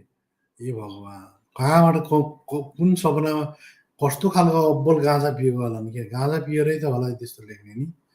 अनि म रामकृष्णलाई भगवानको अवतार मान्नेहरूमा विश्वास गर्दैन, न त म उनीहरूको पूजा गर्छु। बकाइदा यस्तो लेख्ने मान्छेलाई चाहिँ म चाहिँ के हो धार्मिक धार्मिक धार्मिक अम्बेडकर धार्मिक प्रवृत्तिका थिए अरे। के हो धार्मिक प्रवृत्ति भने गाँजा पनि अलिक कम खानु नि हो। म गौरी गणपति र हिन्दूहरूका अन्य देवी देवताहरू विश्वास गर्ने छैन र न तिनीहरूको पूजा गर्नेछु। म भगवानको अवतारमा विश्वास गर्दैन। म भगवान बुद्ध विष्णुको अवतार थिए भन्ने कुरामा विश्वास गर्दैन र गर्ने पनि छैन। म यो सरासर पागलपन र झुटो प्रचार हो भन्ने विश्वास गर्छु। म श्राद्ध गर्दैन, पिण्डदान पनि गर्दैन। म बुद्धका सिद्धान्तहरू र शिक्षाहरूको उल्लङ्घन गर्ने तरिकाले काम गर्ने छैन। म ब्राह्मणहरूलाई कुनै पनि समारोहमा बोलाउने छैन। म मानिसको समानतामा विश्वास गर्छु। म समानता स्थापित गर्ने प्रयास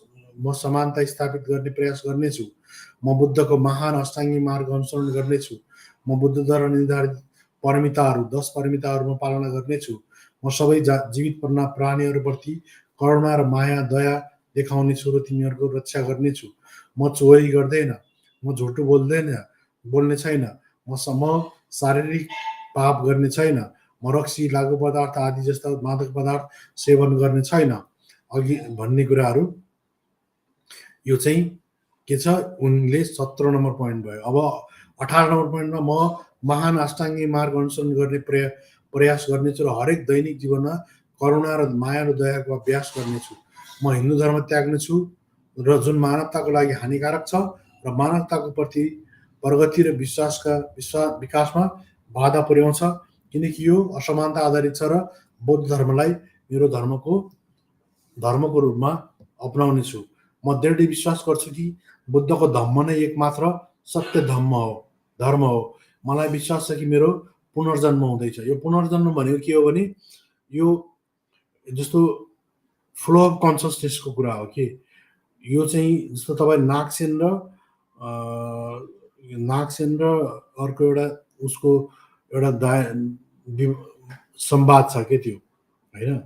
अनि त्यो संवाद पढ्नु भने जसरी बत्तीको दियो सलाई पारेर बालिन्छ, त्यसमा के हुन्छ, फ्लो अफ के हुन्छ, दियोमा के जान्छ, जुन तेल बग्छ, त्यस्तै गरेर फ्लो अफ कन्सियसनेस चाहिँ हुन्छ। र यसै जुनीमा यो पुनर्जन्म भनेको चाहिँ यसै जुनीमा विचारको परिवर्तनको कुरा हो कि फ्लो अफ होइन कन्सियसनेसको कुरा हो। यो चाहिँ पुनर्जन्म चाहिँ हिन्दुइजममा या भने जस्तो पुनर्जन्म होइन।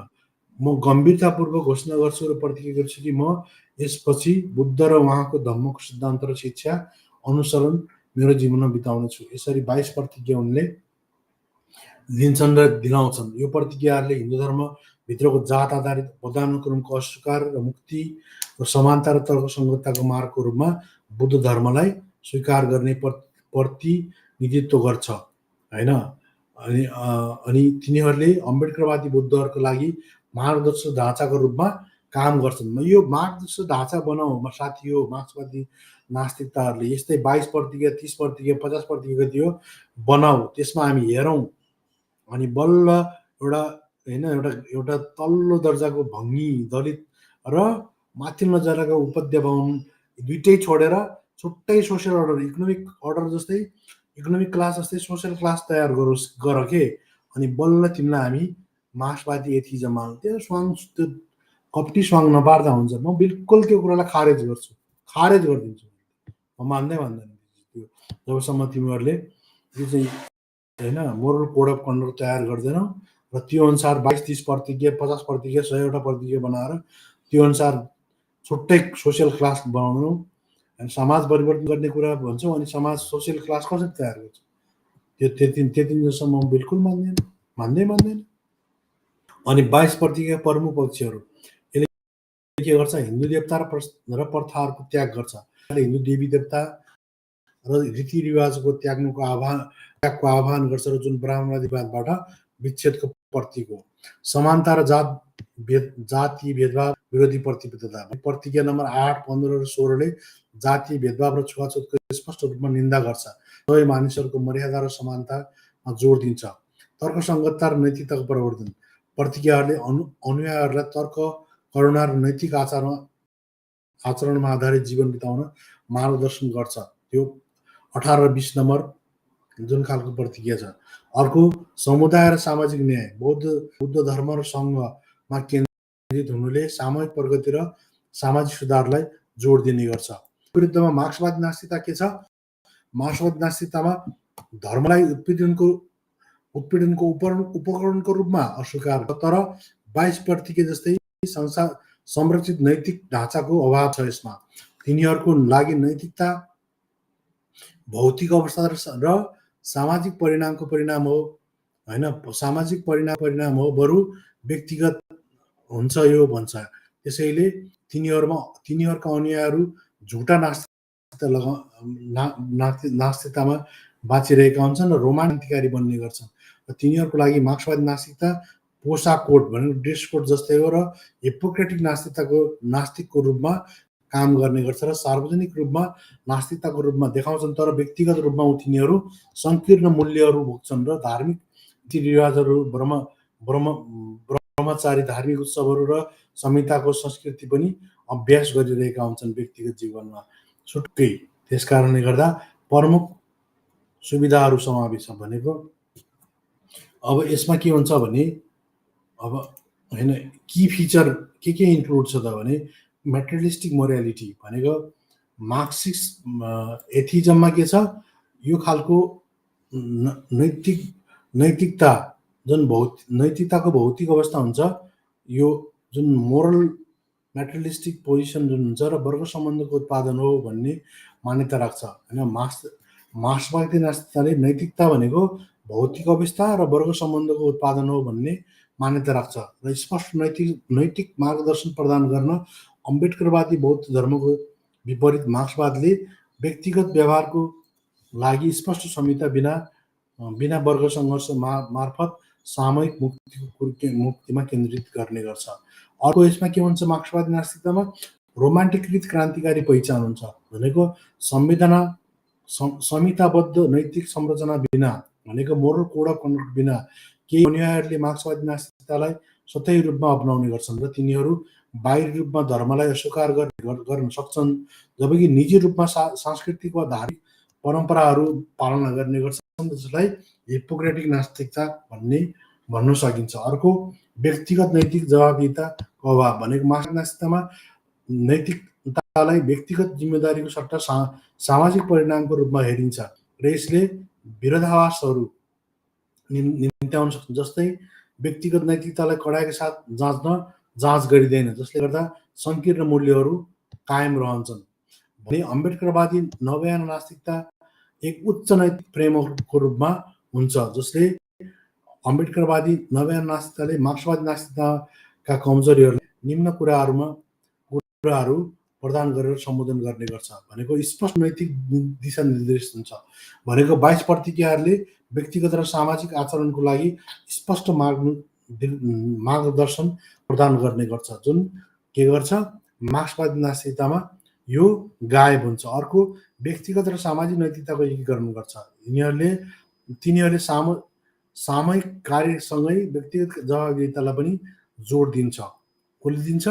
अम्बेडकराई एथिजमले। अर्को कुरा वर्गभन्दा बाहिरको सामाजिक न्यायमा केन्द्रित भनेको आर्थिक निर्धारणवादमा केन्द्रित मार्क्सवादको विपरीत नवयानाले जाति, वर्ग, लिङ्ग, धर्म र सामाजिक स्थितिको अन्तर्क्रियालाई प्रमुख दमनकारी शक्तिको रूपमा स्वीकार्ने गर्छ। त्यसैले अम्बेडकरवादी नवयाना नास्तिकताका 22 नैतिक संहिताहरूले तर्कसङ्गत जीवन र मानव र सामाजिक न्यायतर्फको समग्र मार्ग प्रस्तुत गर्ने गर्छन्। यसको विपरीत मार्क्सवादी नास्तिकताले के गर्छ? धर्मको आलोचनामा क्रान्तिकारी भए पनि व्यक्तिगत र सामाजिक रूपान्तरणको लागि आवश्यक नैतिक गहिराई भनेको मोरल होइन डेप्थ जुन हुन्छ र स्थिरताको अभाव चाहिँ हुन्छ यसमा भनेको नैतिक आधार संहिता यसमा हुँदैन। त्यस कारणले गर्दा अम्बेडकरवादी बौद्ध धर्म नैतिक र मानवीय मूल्यहरूलाई कायम राख्दै उत्पीडनबाट मुक्ति खोज्नेहरूको लागि अझ व्यापक रूपरेखाको रूपमा देखा पर्ने गर्छ। त्यसकारणले अम्बेडकरवादी बौद्ध धर्मका सारहरू के छन्? यसले अम्बेडकरवादी बौद्ध धर्मले वर्ग सङ्घर्ष, सामाजिक समानता र दुःख भनेको पीडाको पेनको भौतिक बुझाइमा केन्द्रित हुँदै बुद्ध बौद्ध शिक्षाको सारलाई पुनः परिभाषित गर्ने गर्छ र यस खण्डले अम्बेडकरको पुनर्व्याख्याको मूल सिद्धान्तको रूपमा प्रस्तुत गर्ने गर्छ। वास्तविक दुःखको मूल कारण व्यक्तिगत आध्यात्मिक अज्ञानताको सट्टा जुन अरू बुद्धिस्टहरूले भन्ने गर्छन् त्यो नभएर सामाजिक पदानुक्रम र असमानताको मा निहित छ भन्ने उनको विश्वासलाई प्रकाश पार्ने गर्छ र यसले अम्बेडकरवादी बुद्ध धर्मले व्यक्तिगत र समुदायलाई सामाजिक न्याय र समानता प्राप्त गर्न मार्ग प्रदान गर्ने गर्छ र यसको व्यावहारिक प्रासङ्गिकतालाई सुदृढ पार्ने गर्छ र यी त्रिरत्नको वकालत गरे। त्रिरत्नमा के हुन्? तिनीहरूमा त्रिरत्न चार महान आर्य सत्य 5 उपदेश, पञ्चशील, अष्टाङ्गिक मार्ग, 10 पारमिता जस्ता यी कारक अनि अर्को कारक कज एन्ड इफेक्ट थ्योरी भने प्रतिस्पर्धात्मक सिद्धान्त। यिनी कुराहरूले गर्दाखेरि यसलाई छुट्टै विशेष बनाउने गर्छ र यसले लिगल, मोरल र सोसियल चेन्जको लागि र पर्सनल लेभलमा पनि चेन्ज ल्याउने गर्छ। त्यसको यो व्यापक छ।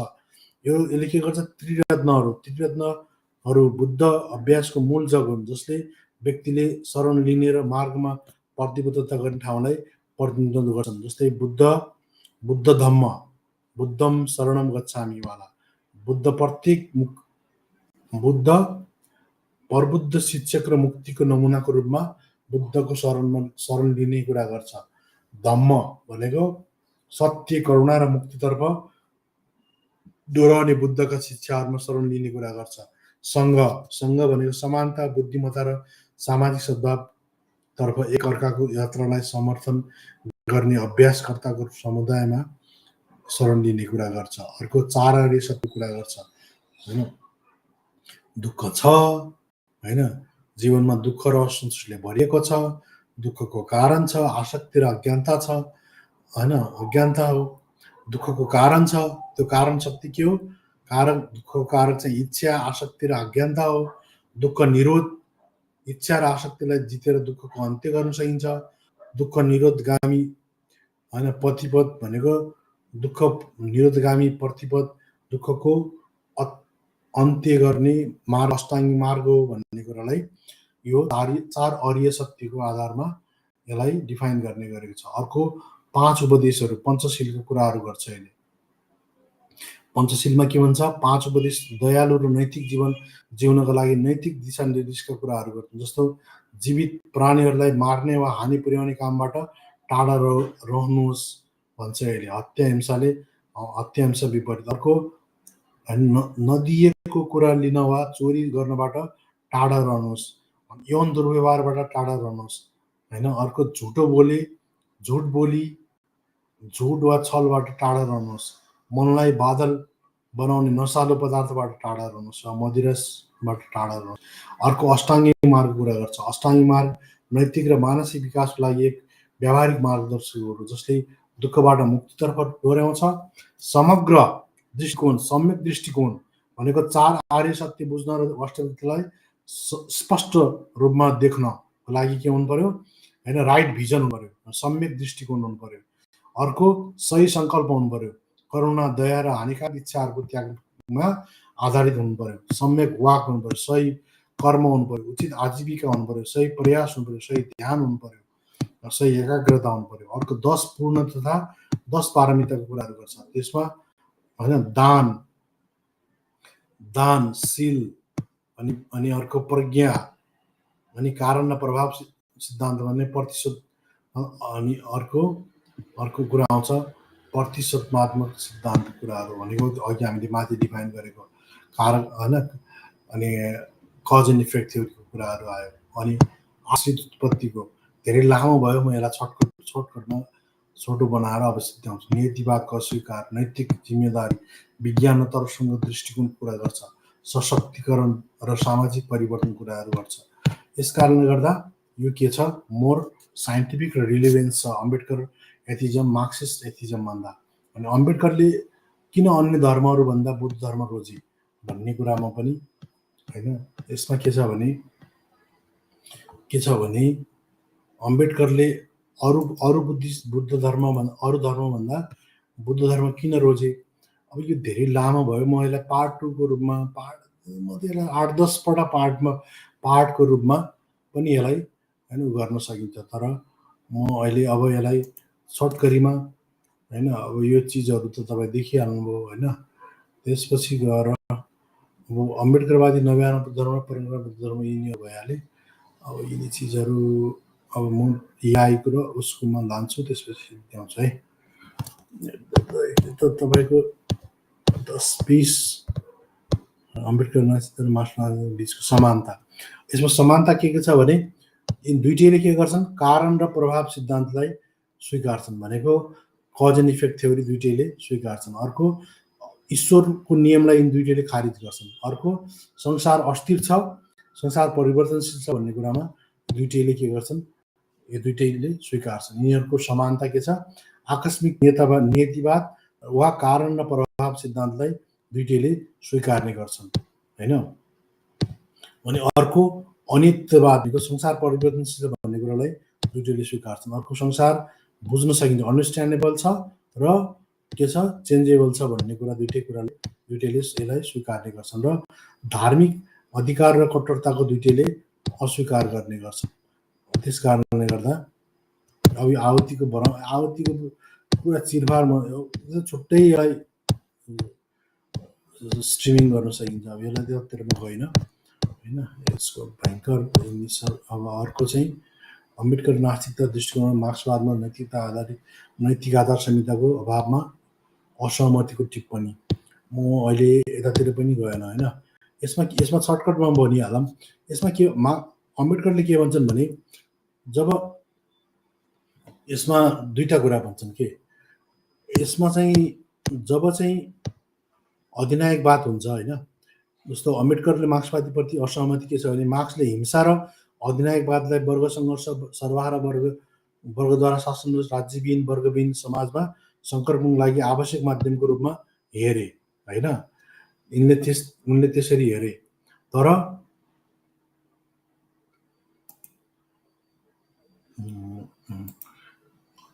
के भयो भने वर्गविहीन लागि आवश्यक माध्यमको रूपमा हेरे, अनि धर्मलाई अफिमको रूपमा दमनकारी उपकरणको रूपमा गरे। जबकि अम्बेडकरले के भन्यो भने, अम्बेडकरले विदरिङ अवे भइसकेको भनेको राज्य धर्म पनि विदरिङ, धर्म चाहिँ आफै चाउरिसकेको, खत्तम भइसकेको अवस्था, अनि राज्यविहीन छ, वर्गविहीन छ। त्यस्तोमा चाहिँ समाजमा केले नैतिक आधार संहिता पनि छैन, राज्य चलाउने स्टेट पनि छैन, ल एन्ड अर्डर पनि छैन। त्यस्तो अवस्थामा केले चलाउँछ राज्य भने, अम्बेडकर के भन्यो भने, उनले सर्वहारा वर्गको अधिनायकत्वबाट कम्युनिस्ट राज्यमा राज्य, वर्ग र धर्मको विलुप्त हुँदै गएको सङ्क्रमणको क्रममा न्यायपूर्ण, सूचित र व्यवस्थित समाज सुनिश्चित गर्न नैतिक आधार संहिताको प्रज्ञा बुद्धिसहितको सिद्धान्तद्वारा धम्मको आवश्यकता पर्छ भन्ने डाक्टर अम्बेडकरको भनाइ छ के। यसमा उनले के भन्छन् भने, जब विदरिङ अवे हुन्छ, त्यो विदरिङ अवे भएको अवस्थामा होइन, रिलिजन खत्तम भइसक्यो, अनि रिलिजनलाई चाहिँ अभिशाप भनेर दुष्कार्छौ। अनि त्यस्तो अवस्थामा चाहिँ के हुन्छ, अनि के छ, क्लास छ, स्टेटलेस छ। अनि त्यस्तो अवस्थामा के चलाउँछ भन्ने कुरामा चाहिँ अम्बेडकरले के भन्छ भने, त्यस्तो अवस्थामा चाहिँ धम्मको जरुरत पर्छ। मार्क्सले त्यही भएर मार्क्सवादीहरूले बुद्धलाई अरू धर्मलाई जस्तो रूपमा बायस भएर नहेर, बुद्धको धम्म भनेको नैतिक आधार संहिता सहितको भौतिकवादी नास्तिक दृष्टिकोण हो, यसलाई आत्मसात गर्यो भने मात्रै तिमी टिक्छौ, सस्टेन गर्छौ कम्युनिजममा, नत्र तिमी अरू सस्टेन गर्दैनौ भन्ने हो। अर्को मार्क्सले के भन्छन् भने, मार्क्सले जस्तो एउटा अन्तर्वार्ता छ यसमा, यो 1953 होइन 1979मा होइन, यो के छ, सिकागो ट्रिब्युन भन्नेमा इन्टरभ्यू दिएका छन्। त्यसमा के यो इन्टरभ्युअरले के भन्छ भने, डाक्टर मार्क्सलाई के भन्छ भने, धर्मको समूल नष्ट गर्नेतिर तिम्रो जुन हतियार उठाउने कुरा गर्छौ त्यो साँचो हो भन्दा उनले के भन्छन् भने we know he replied after a moments hesitation. तर हडबडार गरेर मार्क्सले के भन्छन् भने violent measures against religion are nonsense भनेको जसरी राज्यलाई फाल्नलाई चाहिँ के गरिन्छ के जुन हिंसाको बाटो रोजिन्छ या बन्दुकको नालबाट चाहिँ ध्वस्त पारेर राज्य चाहिँ उल्टाइन्छ त्यस्तै गरेर धर्मको लागि त्यसो गर्नु चाहिँ भाइलेन्ट मेजर गर्नु चाहिँ मूर्खता हो ननसेन्स हो। उनले के भन्छन् but this is an opinion as socialism grows religion will appear भनेको जब सोसलिजम जब सोसलिजम ग्रोज गर्छ समाजवाद ग्रोथ गर्दै गर्दा रिलिजन के हुन्छ डिसेपियर हुन्छ विदरिङ अवे हुन्छ भन्ने चाहिँ उनको भनाइ छ। त्यो कसरी हुन्छ त भन्ने कुरामा चाहिँ मार्क्सको भनाइ के छ भने त्यो चाहिँ एजुकेसनबाट होइन विकास it disappear must be done by social development सामाजिक विकास हुँदै गयो भने एजुकेसन बढ्दै जान्छ त्यसले गर्दा रिलिजन आफै हराउँछ रिलिजनलाई चाहिँ हतियार सर उठाउने मान्छे मार्ने दुनियाँदारी केही गर्नु पर्दैन भन्ने चाहिँ भनाइ मार्क्सको हुन्छ। अब नेपाली मार्क्सवादी पाखण्डीको त के कुरा गर्नु यसलाई पछि कुरा गरौँला। अब म तपाईँलाई लास्टमा लान्छु होइन। अब लास्टमा चाहिँ के छ भने अहिलेको जुन उत्तराधुनिक कृत्रिम बुद्धिमत्ता युग भनेको के भने अहिले जुन एआईको युग हाम्रो जुन कुरा छ नि यसमा म तपाईँहरूलाई लगेर अब necessity of ethical empathic right atheism भनेको जुन ethical empathic right atheism post modern AI इरामा किन जरुरत छ भन्ने कुराको लागि चाहिँ होइन किन जरुरत छ त अहिले भन्ने कुरा के हो भने मेरो विश्लेषणमा के छ भने जस्तो अङ्गुत्तर निकायमा पेज नम्बर 198-193 बुद्ध र नवयाना बुद्ध धर्मले के भन्छ भने आफ्ना मानिसहरूलाई नैतिक आचार संहिताको रूपमा तर्कसङ्गता वैज्ञानिक स्वभाव र आलोचनात्मक सोचको लागि प्रेरित गर्ने गर्छ। मैले माथि तपाईँलाई यसको बारेमा डिस्क्राइब गरिसकेँ। अनि यसले प्रविधिगत प्रगति कृत्रिम बुद्धिमत्ता सामाजिक सञ्जालको बढ्दो प्रभाव र परिवर्तनशील राजनीतिक गतिशीलताले भरिएको द्रुत गतिमा विकसित उत्तराधुनिक एआई संसारमा नैतिक एआई र सामाजिक सञ्जालको लागि मार्गदर्शक नैतिक ढाँचाको आवश्यकता पहिले यति जोरदार भएको छैन। मार्क्सवादी नास्तिकता मुख्यतया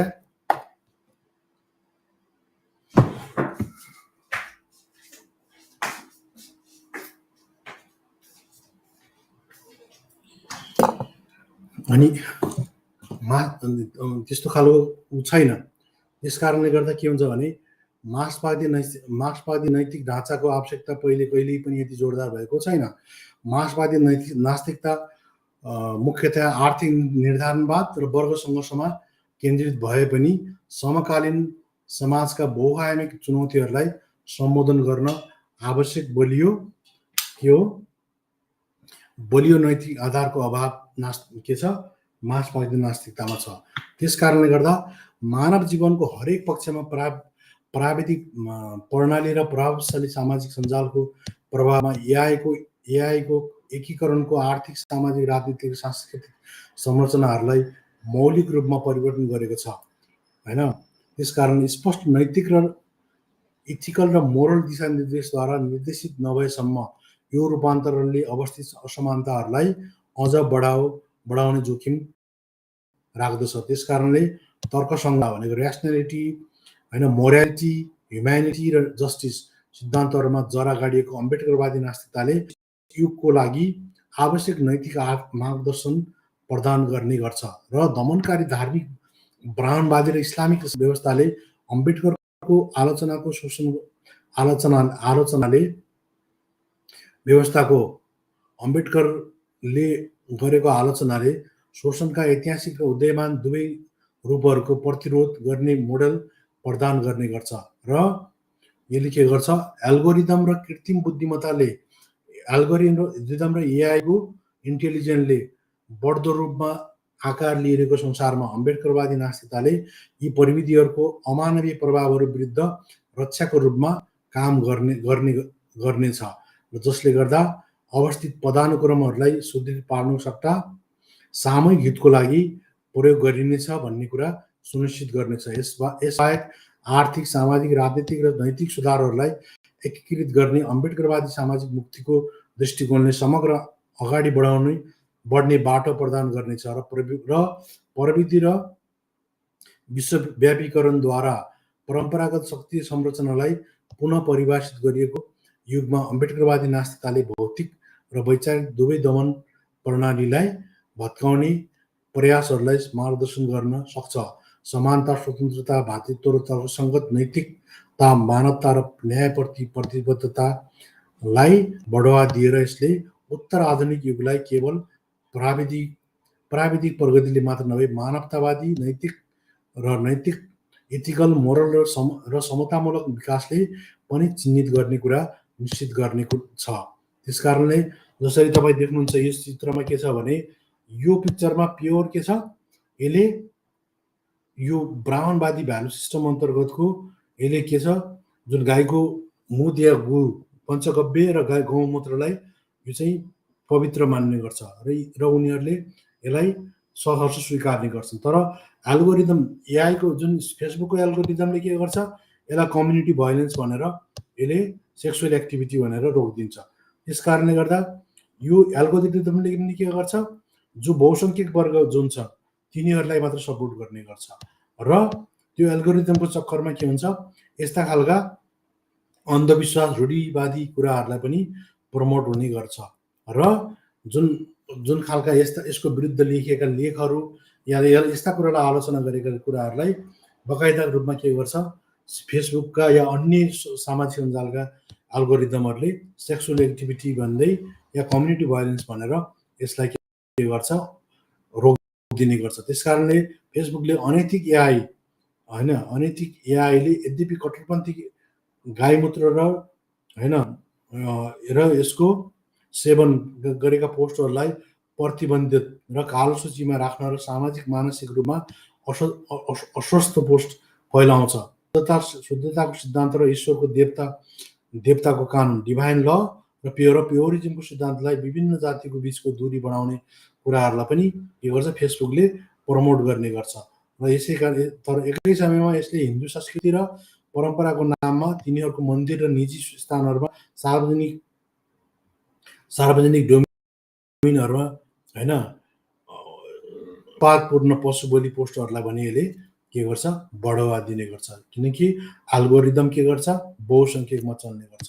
त्यस कारणले गर्दा जुन पशु बलिहरू गरिन्छन् त्यस्ता त्यसलाई रोमान्टिसाइज गरेका कुराहरूलाई होइन पनि के गर्छ, फेसबुकदेखि लिएर अन्य खालका के छन् यो जुन सामाजिक सञ्जालहरूले प्रमोट गर्ने गर्छन्। जस्तै टिकटकले के गर्छ, महिलाहरूलाई नाङ्गै पारेका नङ्ग्याउने कुराहरूलाई प्रमोट गर्ने गर्छ, तर त्यसले समाजमा के गर्छ, बहुत नेगेटिभ असर पार्ने गर्छ। त्यस कारणले गर्दा कुन कुरालाई प्रमोट गर्ने, कुन कुरालाई प्रमोट नगर्ने या कुनै व्यक्तिले त्यसलाई पोस्ट गर्नुभन्दा अगाडि होइन त्यसले कस्तो प्रभाव पार्छ, के पार्छ, त्यो क्रिटिकल माइन्डसेट साथसाथै ऱ्यासनल र त्यो मान्छेले मानवीय तरिकाले नैतिक रूपमा सोच्दैन, त्यो कुरा सोच्न सक्ने क्षमताको विकास गर्नलाई अम्बेडकराइट एथिजमको ठुलो रोल रहने गर्छ। त्यस कारणले आउँदा दिनहरूमा अम्बेडकराइट एथिजम या कोर बुद्धिज्मको भ्यालु अझ बढ्ने सम्भावना मैले देखेको छु।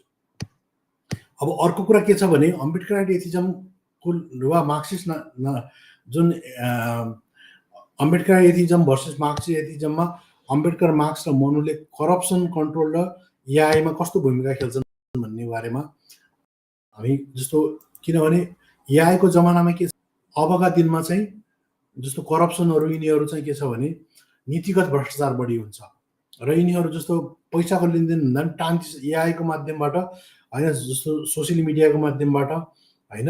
अब यहीँ नभएर जस्तै यहाँ भएको डिल चाहिँ सिङ्गापुरमा गएर पैसा मान्छेले बुझिरहेको हुन्छ।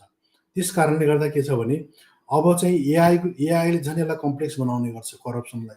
त्यस्तो अवस्थामा के हुन्छ, कस्तो रोल हुन्छ त अम्बेडकर एथिजम, मनुइजम र अर्को मार्क्सिजमको। अब यसमा के छ भने करप्सन कन्ट्रोलमा मुख्य गरेर के छ भने यसमा जस्तो भ्रष्टाचार के हो, नैतिक क्षय या कानुनी अप्रभाविता वा प्रणालीगत मुद्दाहरूको चौबाटोमा फस्टाउने गर्छ। भनेको के भने भ्रष्टाचार के गर्छ, भ्रष्टाचार चाहिँ यो corruption multifaced challenge corruption thrives at the intersection of moral decay, legal inefficiency and systemic issue भनेको नैतिक रूपमा हरास आयो भने, लिगल रूपमा इनएफिसियन्सी भयो भने र सिस्टमिक रूपमा सिस्टमिक इस्युहरू यी सबै कुराहरूको इन्टरसेक्सन भयो भने बल्ल के हुन्छ भ्रष्टाचार झन् कम्प्लेक्स भएर जाने गर्छ। त्यस कारणले गर्दा के हुन्छ यसमा हामीले त्रुटिपूर्ण प्रणाली, नैतिकता, न्याय र सामाजिक व्यवस्था र तिनीहरूको विशेषाधिकार हैन उन्मुक्तिप्रति फरक दृष्टिकोण प्रदान गर्ने आधारभूत दृष्टिकोणहरूको अन्वेषण गर्न जरुरी छ। त्यसकारण अम्बेडकर, मार्क्स र मनुको प्रत्येक मानव व्यवहार र शासन बुझ्नको लागि अद्वितीय रूपरेखा प्रस्तुत गर्छन् जुन भ्रष्टाचार नियन्त्रणको लागि एक बलियो नीति प्रस्ताव गर्न संश्लेषित गर्न सकिन्छ, विशेष गरी द्रुत रूपमा विकसित एआई सञ्चालित संसारको सन्दर्भमा। मनुले के भन्छ? मनुले त झन् गजबको कुरा गर्छ कि यसमा के भन्छ 100 बार गायत्री मन्त्र का जप करने से दिन में किए पाप भी नष्ट हो जाता है भनेको 100 पटक भन्दा बढी चाहिँ गायत्री मन्त्र पढ्यो भने के हुन्छ दिनमा गरेको पाप पनि माफ हुन्छ भनेर भन्छ। भने यसले के गर्छ मनुइजमले के गर्छ भ्रष्टाचारलाई झन् प्रमोट गर्ने गर्छ र यी 1000 बार जप गायत्री मन्त्र जप गर्यो भने पाप आपसे आप स्वाहा भइहाल्छ भन्छ। अनि 1 लाख बार जप गर्यो भने के हुन्छ चोरी गर्नेवाला हैन, चोरी गर्नेवाला, ब्रह्महत्या गर्नेवाला, गुरुको स्वास्नीलाई सेक्स गर्नेवाला, व्यभिचार गर्नेवाला या शराब पिकर भनेको यो सबै के छ बुद्धिज्मको जुन पञ्चशीलको सिद्धान्त जुन छ हेर्नुस् है त। यसमा के छ जस्तो हत्याको कुरा आयो, अब व्यभिचारको कुरा आयो, चोरीको कुरा आयो, शराब खाने कुरा, सबै कुरालाई के गर्छ 1 लाख पटक गायत्री मन्त्र जप गर्यो भने सबै माफ भइहाल्छ भन्छ। अनि यस्ता खालका कुराहरू अनि आहुतिहरू दियो भने जस्तो के छ अनि जस्तो गायत्री जप गर्यो अनि त्यसपछि गएर अनि यसमा के छ अनि कमलोको आहुति दियो भने अनि ब्रह्मतेज काम गर्नेवाला या दूधको आहुति दियो भने ध्यानपूर्वक मिले तो आग में जलाए वा गायत्री मन्त्र गर्यो भने नर्क में गए हुए को वचन बचालेगा यस्तो समय भन्छ कि नर्कमा गएको छ भने पनि गायत्री मन्त्रले बचाइहाल्छ। यस्तो खालको अथवा गंगामा गएर नुहायो भने वा भगवानलाई गएर बलि दियो भने उसको व्रत बस्यो भने प्रार्थना गर्यो भने जस्तो सुकै पाप गरे पनि त्यसको हटिहाल्छ भन्ने खालको मनुले त्यस्तो खालको कुरालाई प्रमोट गर्ने गर्छ। जस्तो गायत्री मन्त्र भ्रष्टाचार, बलात्कार, लुटको प्रचार गायत्री मन्त्रले सुरक्षाको रूपमा काम गरिरहेको छ र निन्जा सल्लाह दिएको छ कि कसरी एक व्यक्तिले भ्रष्टाचार, बलात्कार, लुटपाट गर्न सक्छ। यज्ञमा घी चढाउनको लागि लेख्नुहोस् भ्रष्टाचारको पापपूर्ण कार्य, आफ्नो शिक्षकको श्रीमती बलात्कार, सबै कुराहरू शङ्ख स्मृतिको अध्याय 12 मा यो कुराहरू तपाईँ पाउन सक्नुहुन्छ।